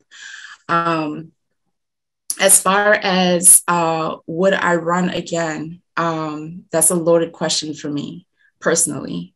Towards the end of the campaign, I lost my aunt, and a week after election, I lost my uncle. And currently I have an uncle in the hospital who we are deeply praying for. And so all of that loss has caused me to really think about what it means to be far away from my family, and also show up for my community at the same time. So I don't know. I don't know that I can answer that question right now in this moment. But I am so grateful for everyone who worked on my campaign. It truly was a grassroots, boots on the ground kind of thing happening. And we were all learning together and pushing forward together. And even the collaboration between campaigns was all, grassroots centered, how to make this happen. And making it work. One of my biggest lessons was that, as much as I'm grateful for every endorsement I had, I realized that not all endorsements are synonymous with tangible support. And I think if I was to do it again, I would really want to make sure that the help that I need is there, and the support to really galvanize people towards the polls is really happening. And I don't know if I don't think I'm speaking for myself, but that was my experience. And, for what's next, everyone knows that I'm a poet, I'm an artist. My voice will always be here. In the city of Troy. You just have to give me a mic, a megaphone. Even if I don't have that, you'll probably see me on a street corner spitting a poem. And my poems, as you saw earlier, are really centered on storytelling and people and giving voice to social issues that we need to continue to work on. And just, making our community and space better for the next generations. Thank you so much, Dee, and just know that, our sincere condolences, and we are thinking of you and praying for you. Thank you. The next person is Chantelle Mills Sanchez. Hello, everyone. I hope you can hear me okay. Yes, we can. Thank you so much. I'm so happy to be here. what made me decide to run for office? It was a combination of things.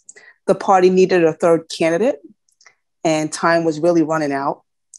I had the time, and I felt I had the resources, and I felt like I could throw myself in there. But more importantly, I was very concerned about the various environmental issues in my community, including mining expansion without any plans for reclamation. I literally live like adjacent to a standing gravel mine. I don't think people on this call, except people that live in this community, really realize how big mining is in Rensselaer County. We also found PFOA in our middle school drinking water. And of course, one of the worst environmental disasters to happen in this state happened right here in this district, only 7 miles from my home, the Dewey Loeffel landfill site. So I was absolutely disturbed that I had never heard anything from my local representatives on these issues. And I felt that, many of the constituents were unaware as well. So I wanted to really be a voice for the community in that area. Would I run again? I think I would. I've learned a lot. I think I could do it again. I would. What kind of support did I receive? I received support from generous people who gave me money. The party was also helpful with marketing materials. I was also very lucky. I had someone from party leadership help me manage my campaign. The only problem is that there's so many people that needed help that it was a stressor even on them. So I had to really start being more active myself, and really fight, doing a lot of things on my own. What did I learn about myself? Wow, I did not think I would be willing to put myself in the public eye. I was very nervous about that. I wasn't sure I could do it. But you know what? You have to. You just have to. And if you make a mistake, which I did, yes, you do feel vulnerable, but you get up and you keep moving. So I'm happy that I did that. That was really a wonderful experience. What's next for me? I see myself right now being more in an operational role, doing something in the background. I would love to see the campaign process be more standardized. So I'm trying to find my way there. As far as if I could turn back time, what would I do differently? I'm going to be honest with you. My husband was the backbone of my campaign. He was my treasurer, my webmaster, my driver, my graphic designer, and a shoulder to cry on. You can't do that to someone. You can't. It was too much for him. So I will never do that again. As far as my campaign being people powered or party powered, it wasn't either. It was, like I said, I had generous people donate to me. And of course I had some support from the party. And of course I was also a very driven candidate. So yes, all of that.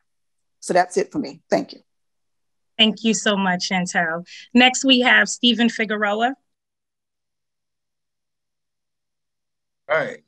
First and foremost, I would like to thank you guys for this opportunity to be able to share this platform with you guys. It's really an honor to share this special day at the celebration of Martin Luther King. So what made me run?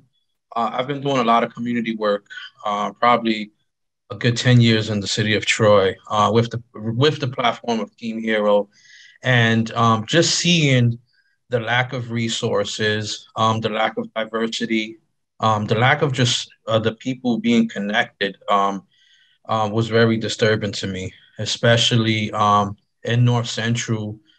We do suffer with a plague of violence. And I felt there wasn't enough solution, there wasn't enough resources that was plaguing this violence in our communities, not only in North Central, but throughout the city of Troy. And I feel like with my connections to the youth, with my connections to the people drove me to and pushed me and was like, hey, I think you should run. I think you're a good candidate. You're always out in the community. So that really inspired me. That really pushed me to take it to the next level. So I just wanted to take this community driven work to the next level and being able to make a difference in my community. So that's what really pushed me to run.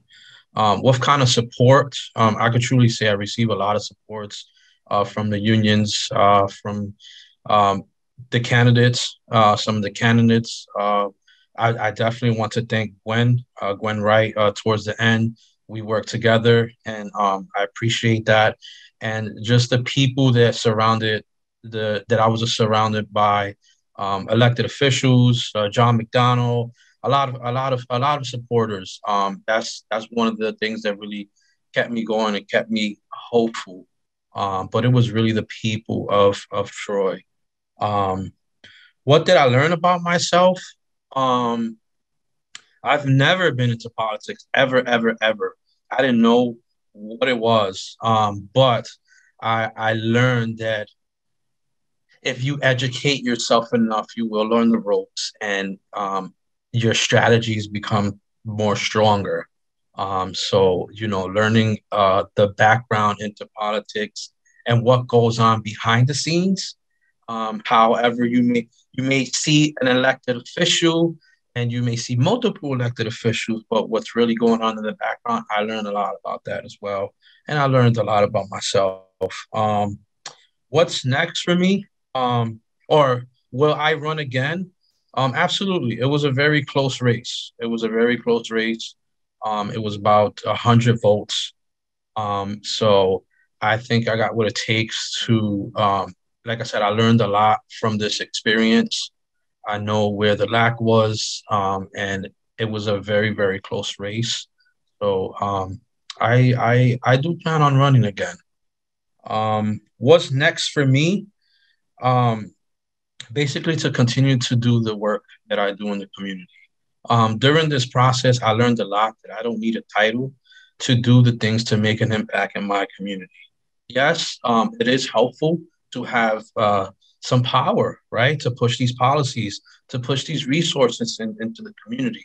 But I truly think that the title or the little bit of power that you can have as an elected official doesn't make any difference with a person that's already doing the powerful work in the community and trying to make a difference.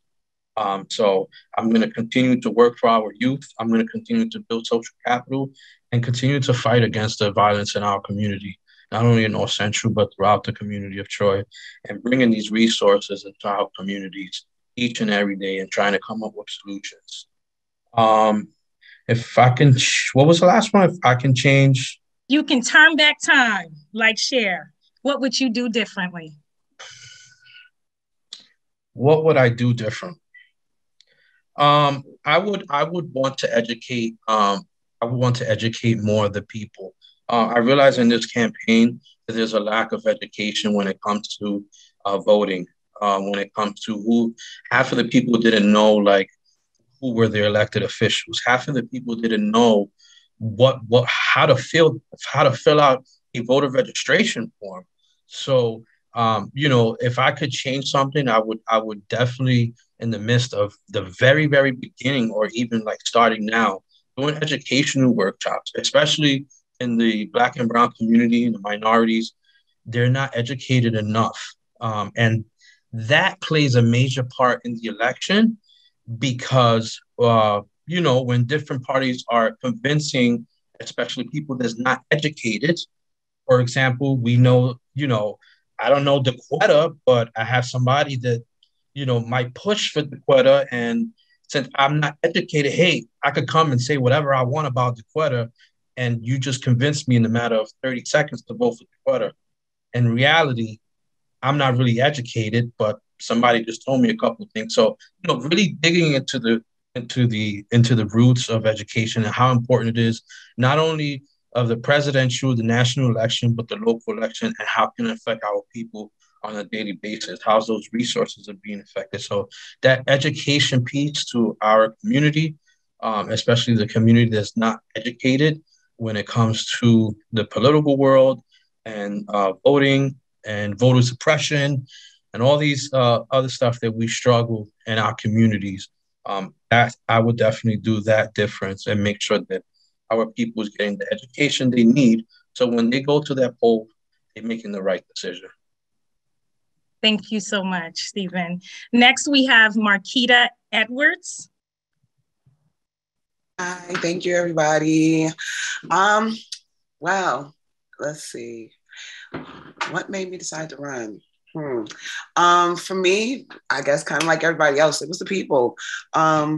You know, I am a community organizer first.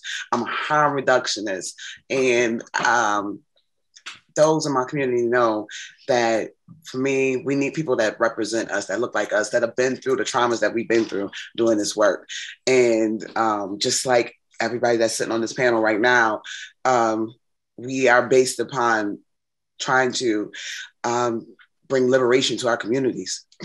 And in order to do that, it starts with building power, building leadership, and developing leaders overall. So that's where I think, for me, it came to a realization that it was obvious that I needed to run. As far as the approach, and would I do it again? Definitely, why not? Because, you know, as I said, it wasn't about me. It was about, you know, the people and building a community that looks like us, that's developed for us, that works for us.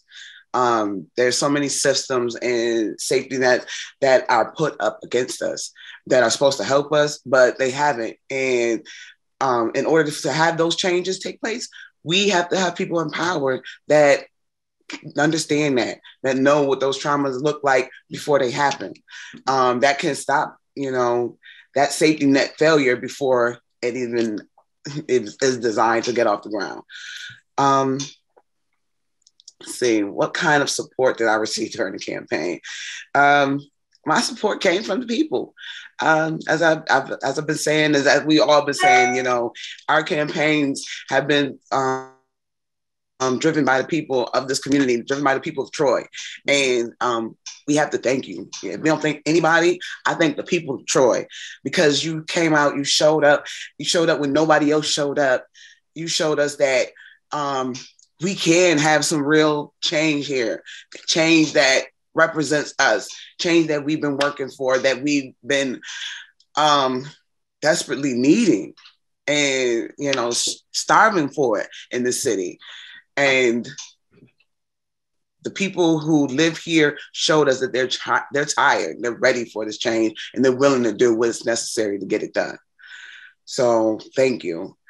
Let's see, what's the one thing I learned about myself in the community?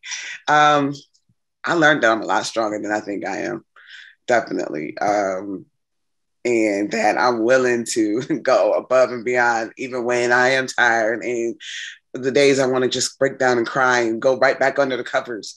But, you know, as I keep saying, and I hate to be, you know, beating that dead horse, but I'm not doing this for me. I do this for the people. And, you know, it shows in our work because, you know, as I said, when the days when you can't get up, you think about those who don't have that option of getting up, you know, but we have that option. So you get up and you continue this fight one more day.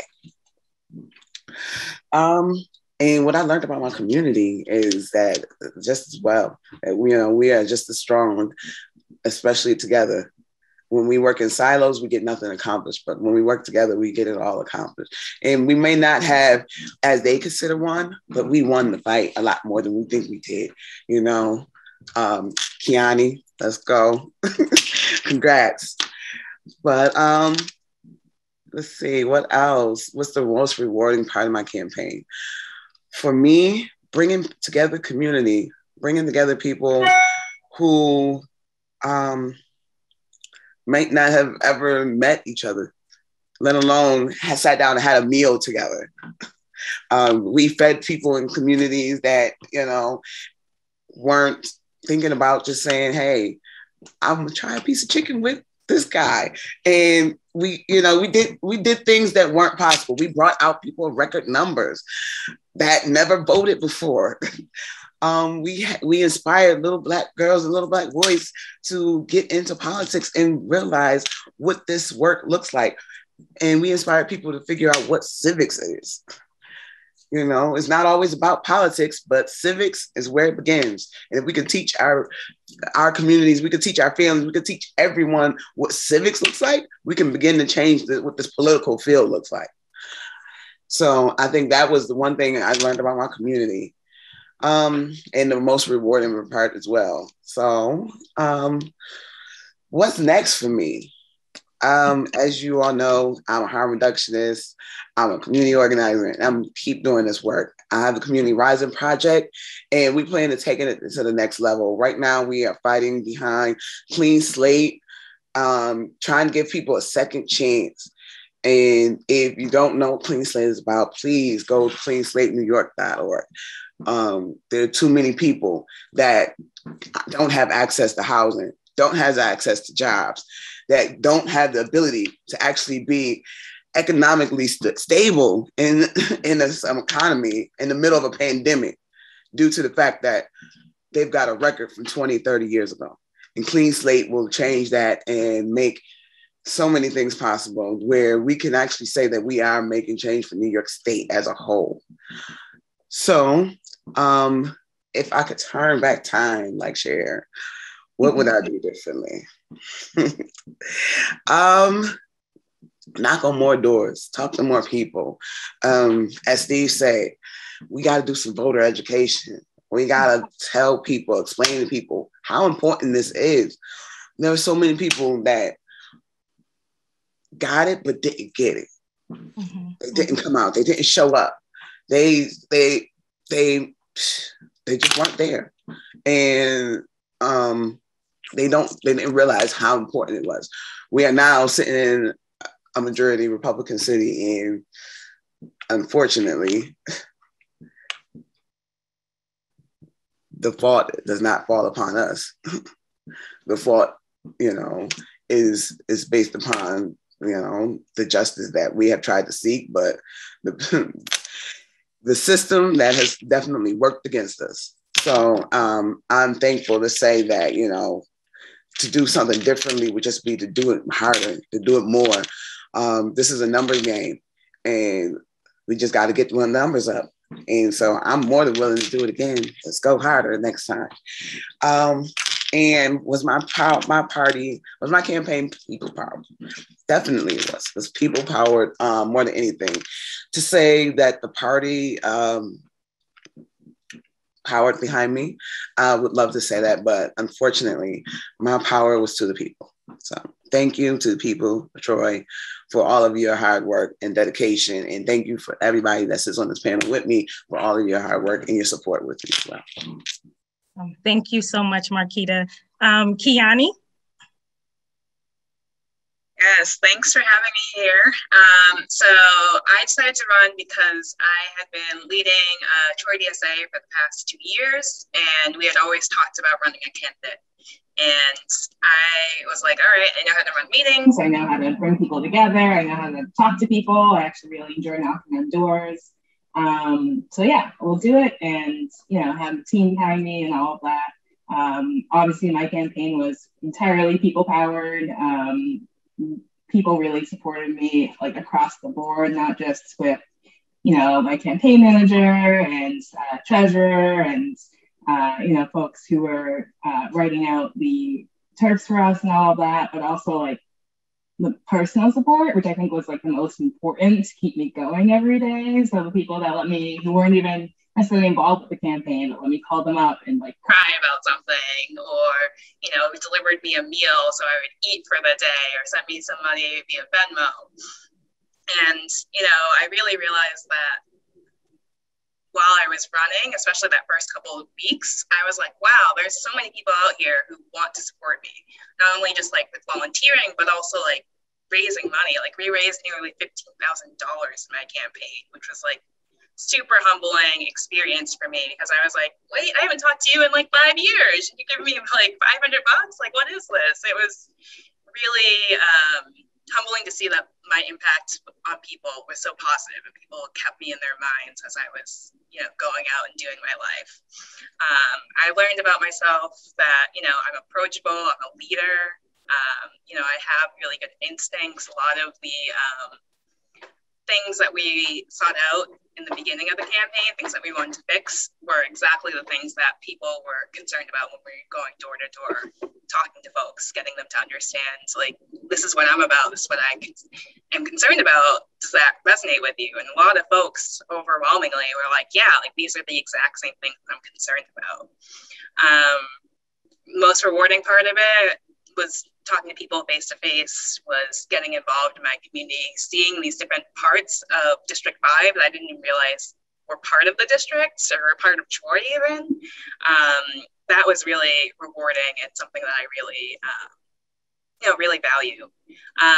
Challenges, I would say definitely working full time at a farm during the campaign was really difficult, because as the campaign's ramping up, the season's ramping up, it was a lot really overwhelming. And also just like bringing people together and like kind of having a united vision, that can sometimes be difficult. You know, working with a whole bunch of people can be hard sometimes.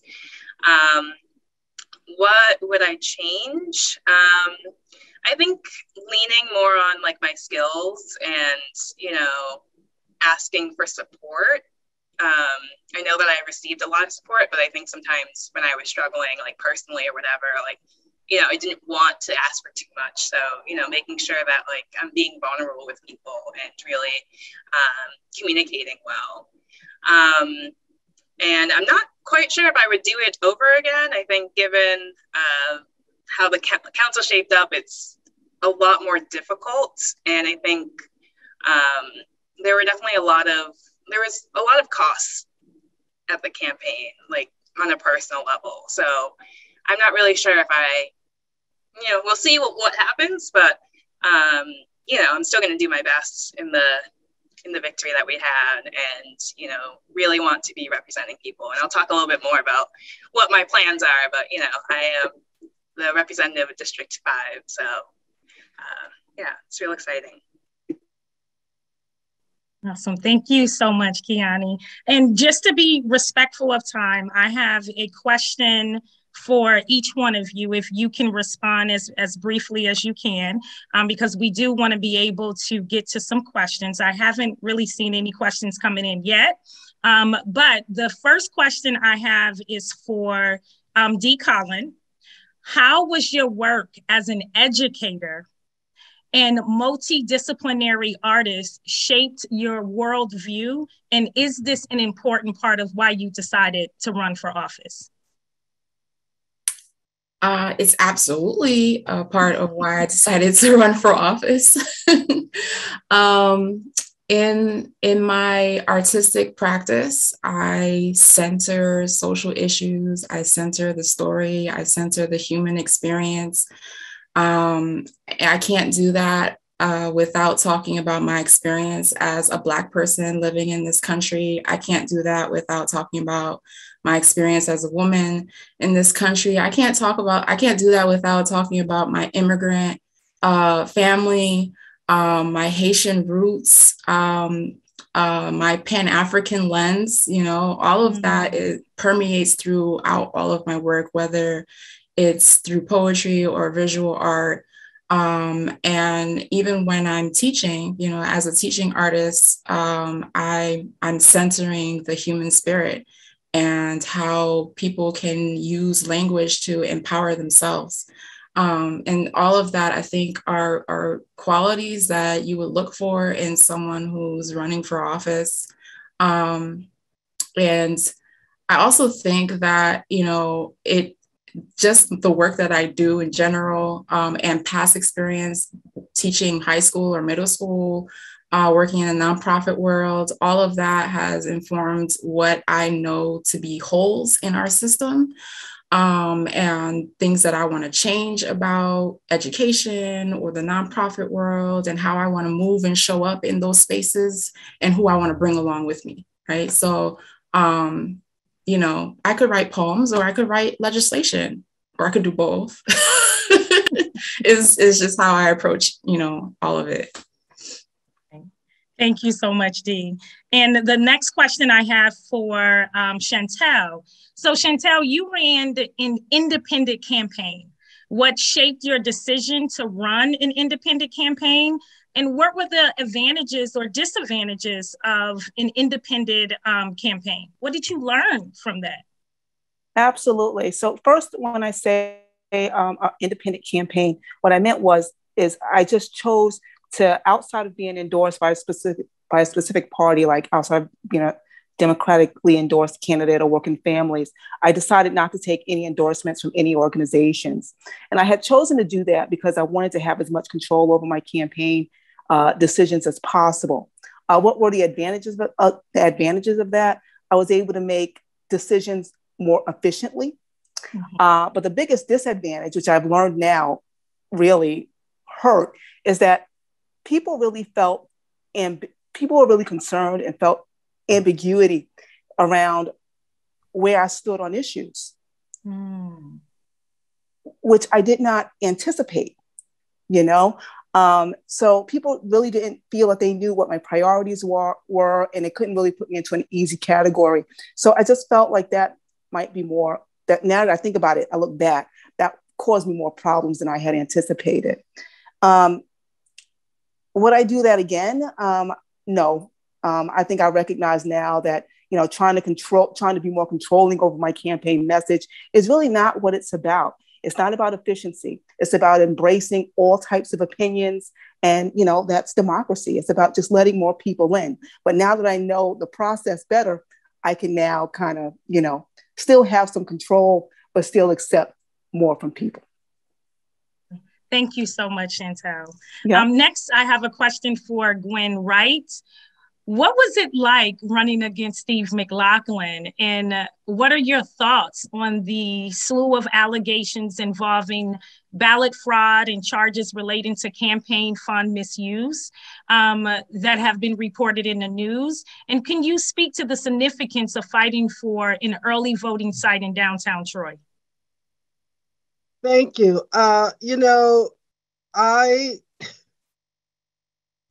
My response to what we're reading in the news, or what came out almost immediately after the election in regards to Steve McLaughlin, was not news to a lot of us.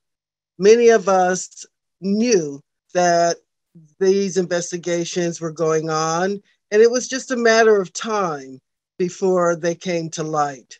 So for me, I made a decision early on. I think that that's what candidates do. Just like Chantelle made a decision not to take endorsements, I made the decision very early on, despite people's concern, to run a clean campaign and to not sling mud and to not get down in the pits with people. As Michelle Obama said, when they go low, we go high. And I intended and maintained a higher standard than he. That being said, I think that what that led to was that he had nothing to come at me about. And so he was actually pretty quiet during the majority of the campaign. The one time that he came after me, it was sort of ridiculous and it just fell flat. But so running against him, however, I think really put me in a situation that some of my other comrades on this panel were in, which was always having to watch my back, look over my shoulder.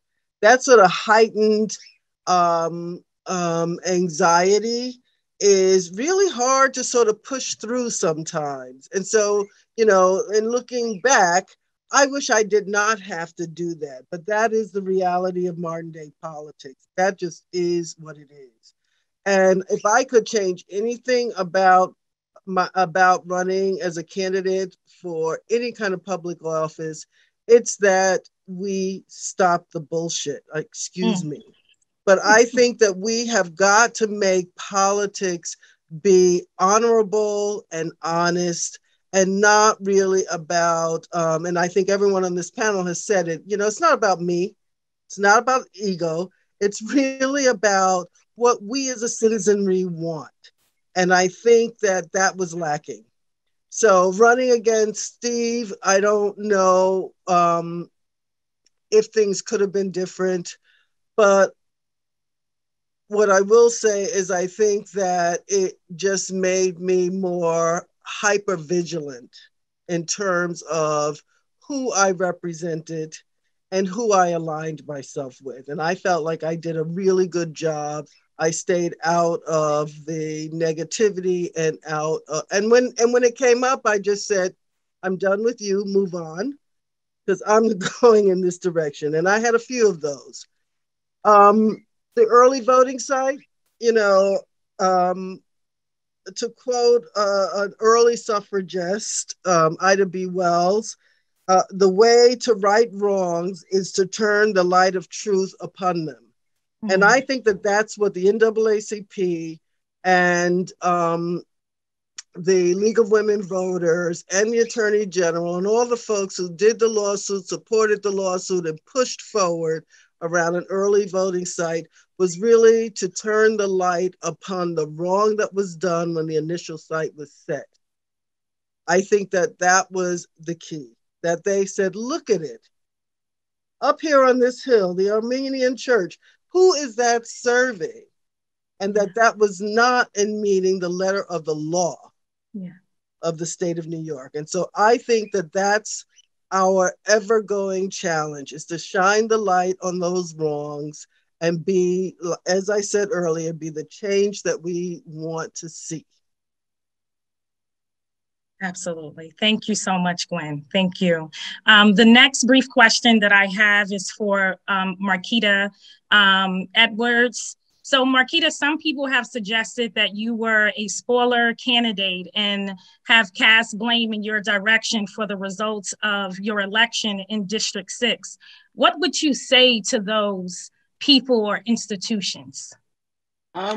Well, to those people, I would say first, I'm not sure who they are. I would want to know the names of them. I would want to know who those institutions are, because I would like to sit down with them to find out why they feel like I was a spoiler.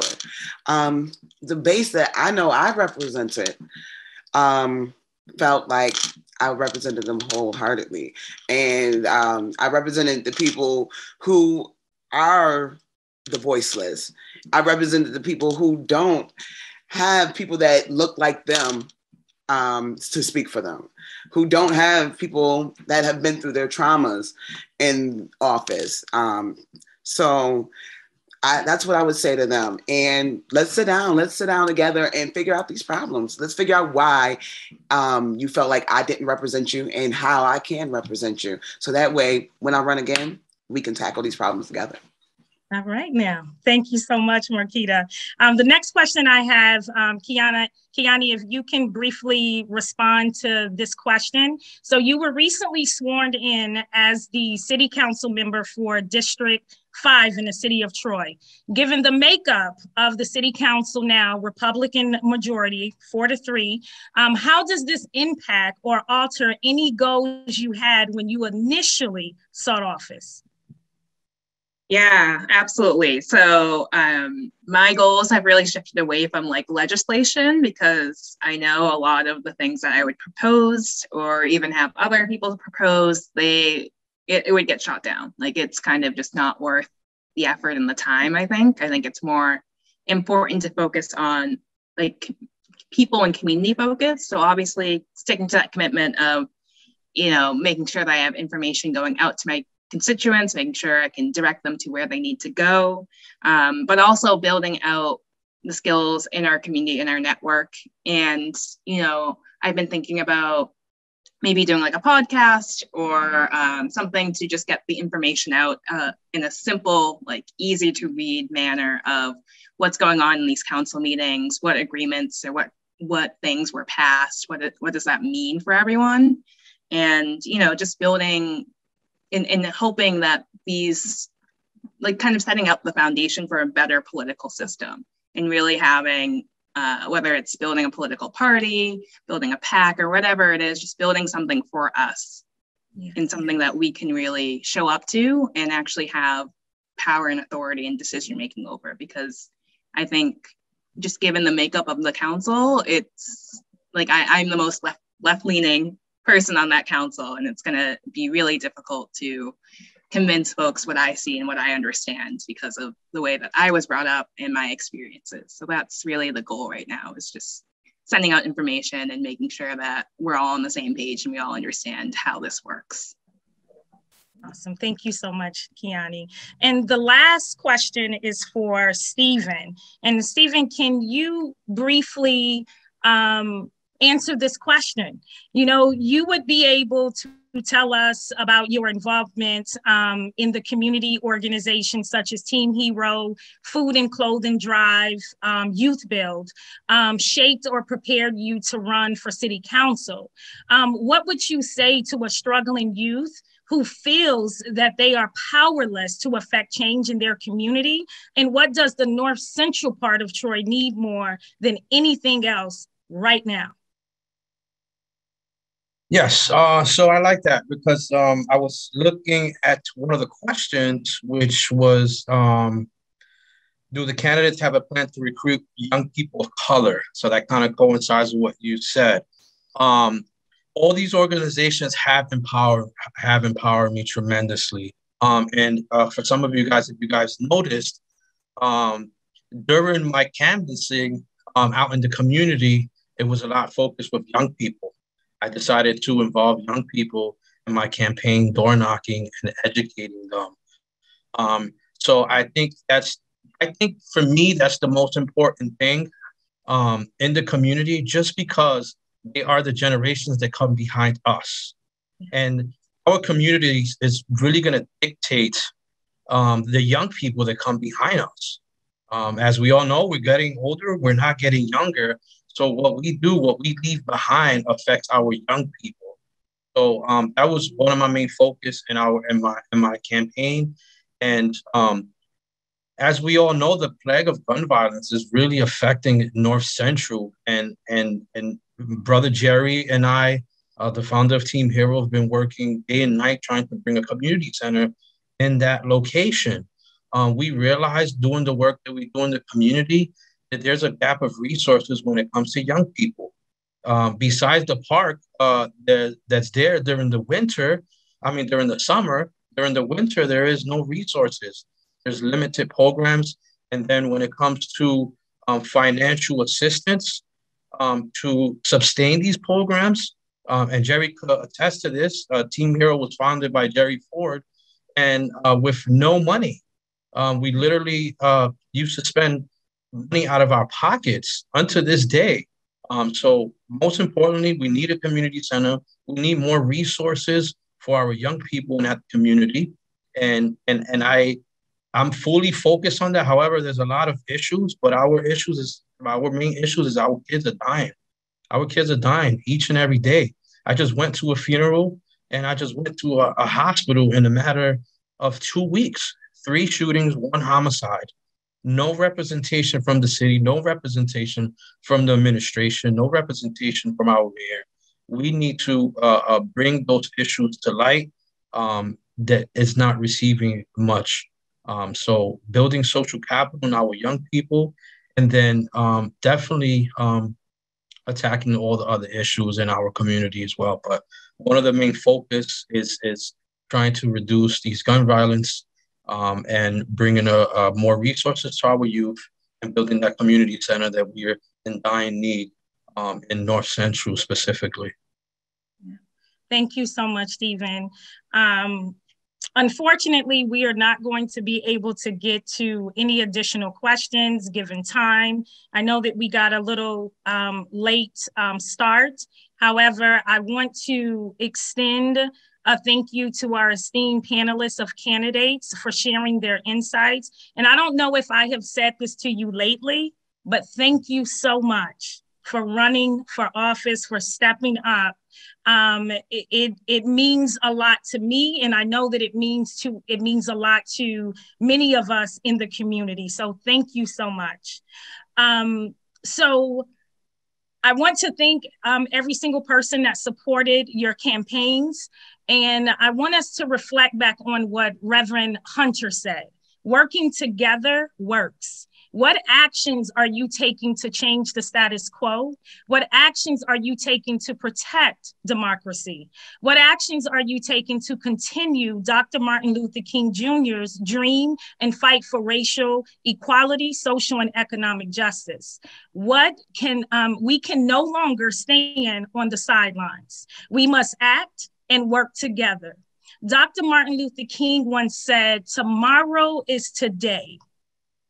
We are confronted with the fierce urgency of now. In this unfolding conundrum of life and history, there is such a thing as being too late. This is no time for apathy or complacency. This is time for vigorous and positive action. Thank you. Thank you. Thank you. So where do we go from here? Chaos or community? Where do we go from here? I think all of our community members that stepped up to the plate, I'm so happy and proud to say that I believe that in some form or fashion, I participated in every one of their campaigns in some form or fashion. I think so. But it was amazing to see the energy that went through our city and through our county this last election period. And we want to thank that and make sure that we're keeping in mind that we have a city council race coming up soon and a mayoral race also. So let's keep that in mind and start organizing, and let's not, let's take advantage of the time and not wait till the last minute. We do want to also acknowledge Kiani and make sure that we do support her as she moves forward. She is the city council representative in my district, District 5, and we want to make sure that we got her in, that we give her the support that she needs. So next, we're going to have the call to action. We're going to encourage everyone, if they would drop into the chat box, or they would drop into the Zoom or the Facebook Live chat box and just say, what is your own personal call to action? We've heard a lot of different speeches. We've seen some great poetry, and we heard the words of Dr. King, and we want to make sure that we continue to carry his legacy throughout our county and throughout our cities. So drop that in the chat box. What is your personal call to action? Before we move into the finale of our program today, we're going to hand it over to Reverend Burks of United Ordained North Central location to close us out in prayer. We just want to keep in mind a few things that we heard today. We heard that we should contact our legislators and compel them to support the John Lewis Voting Rights Act. We've heard that the different and diverse groups in Troy should join together in a coalition to steer our path forward. We've also learned and heard that we must not be afraid to fight just because we may not win. We've heard that we must not fear what the establishment or most of America may think about our projects. We must have the tenacity and the energy to go forward, regardless of what anyone else thinks. It was said today that Reverend Dr. Martin Luther King's popularity was at an all-time low. He wasn't always liked because he had to do what needed to be done. And lastly, but mostly, I think that what we've learned and we're reminded of is that we all unite for social justice. We can make positive change when this happens. So right now, I'm going to turn it over to Willie Terry, who has a few words, and then we're going to be followed by Reverend Burks.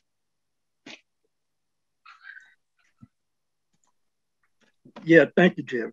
And I want to just say, reiterate what Jerry said. If right now, I would ask that everyone on the call would post into the chat what are some of the major social justice issues in the area, and in particular Troy and Rensselaer County communities that we need to take action around. Now, I want to outline 3 action steps that I think we need to take if we are to truly going to go about fighting for social justice. The first one is we need to build this labor community coalition that we are advocating for today. Again, we need to build this labor and community coalition that we are advocating for today. We need to organize labor has to take the lead with the leadership from the various communities. Two, we have to build organization, education, training, institutes, and networks to train and develop labor community organizers and educators. This was done during the Civil Rights struggle. I don't know, have you heard of the Highlander Organizing Center in Tennessee? King and Rosie Parks attended it along with many of the other civil rights activists where they got their training. We have to develop grassroots community organizers to organize their own communities in this fight for social justice. Three, we have to build structures to facilitate mass organizing, grassroots people in our community at all levels. We have to begin to mass educate and organize every part of our community in this fight for social justice. And we can do this by setting up people assembly, block by block association, tenant and youth groups. And we have to get the youth, adults, and senior citizens involved in civic matters early and not wait for an election every 2 or 3 years or to vote every 2 or 3 years. Organizing grassroots people, workers or non-union workers is not an easy task. It's hard work. But these are the minimum steps we must begin if we are to truly build a mass movement and try to fight for social justice issues. So let our call to action today plant the seed so that labor and community can unite for social justice and bring about compelling and positive changes in our community. And to quote Michael K. Honey in a book he wrote about Dr. King called All Labor Has Dignity, quote, he said, in the middle of the mobilization to take poor people to Washington, King went to Memphis and re-emphasized his belief that organized labor could move mountains when joined to a community-based movement. So let us move that, unquote, let us move that mountain. Let us move that mountain here in Troy. And there's a song that I like that was done during the Civil Rights Movement. I think we should go back to that and listen to it. Ain't nobody gonna turn us around.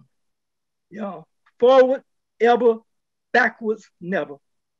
Thank you. So if anyone knows Mr. Terry, we just really experienced a moment. He always plays the background. And we thank you for stepping forward, Mr. Terry, and giving us some of your wise words. We appreciate you. Like I said, we're going to have to turn it over to Reverend Burks, who is the pastor of United Ordained North Central. He will give us some words and our closing prayer. And then immediately following him will be a few videos that will play. You don't have to stick around, but we want to let you know that they will be available. So we're going to turn it over to Reverend Pastor Burks. Thank you. Before I go into prayer, a couple of things I'd like to just touch. One, you do count and you have a worth. Two, be the best you can be, and that you are. And from Reverend Melvin, social change comes from social pressures. You cannot, or you can make up your mind because no one can make it up for you. And we do need to educate our community on how to vote. Now, as I get ready to go into prayer, Almighty God, how excellent is your name. Today we celebrate Reverend Dr. Martin Luther King Jr.'s birthday. We remember the hope he had for a society where the wolves and the lambs would lie down together, and the children of all races and backgrounds would come together in harmony of spirit. Because of Dr. King's passion for justice, people of all ethnic groups are able to enter establishments, vote, drink water from public fountains, to sit in front of the bus and not have to give up their seats. Help us, Lord, to be as faithful to care for the poor and underprivileged as he did. We grieve for what the world did to him, the pain and the humiliation, and finally, his death. Teach us to love all men and women, to care as much about their welfare as we care about our own. I pray that each individual participating and listening to the celebration have a blessed and safe year. And now unto him that is able to do exceeding abundantly above all that we can ask or think, according to the power that worketh in us, through Christ our Savior. Amen.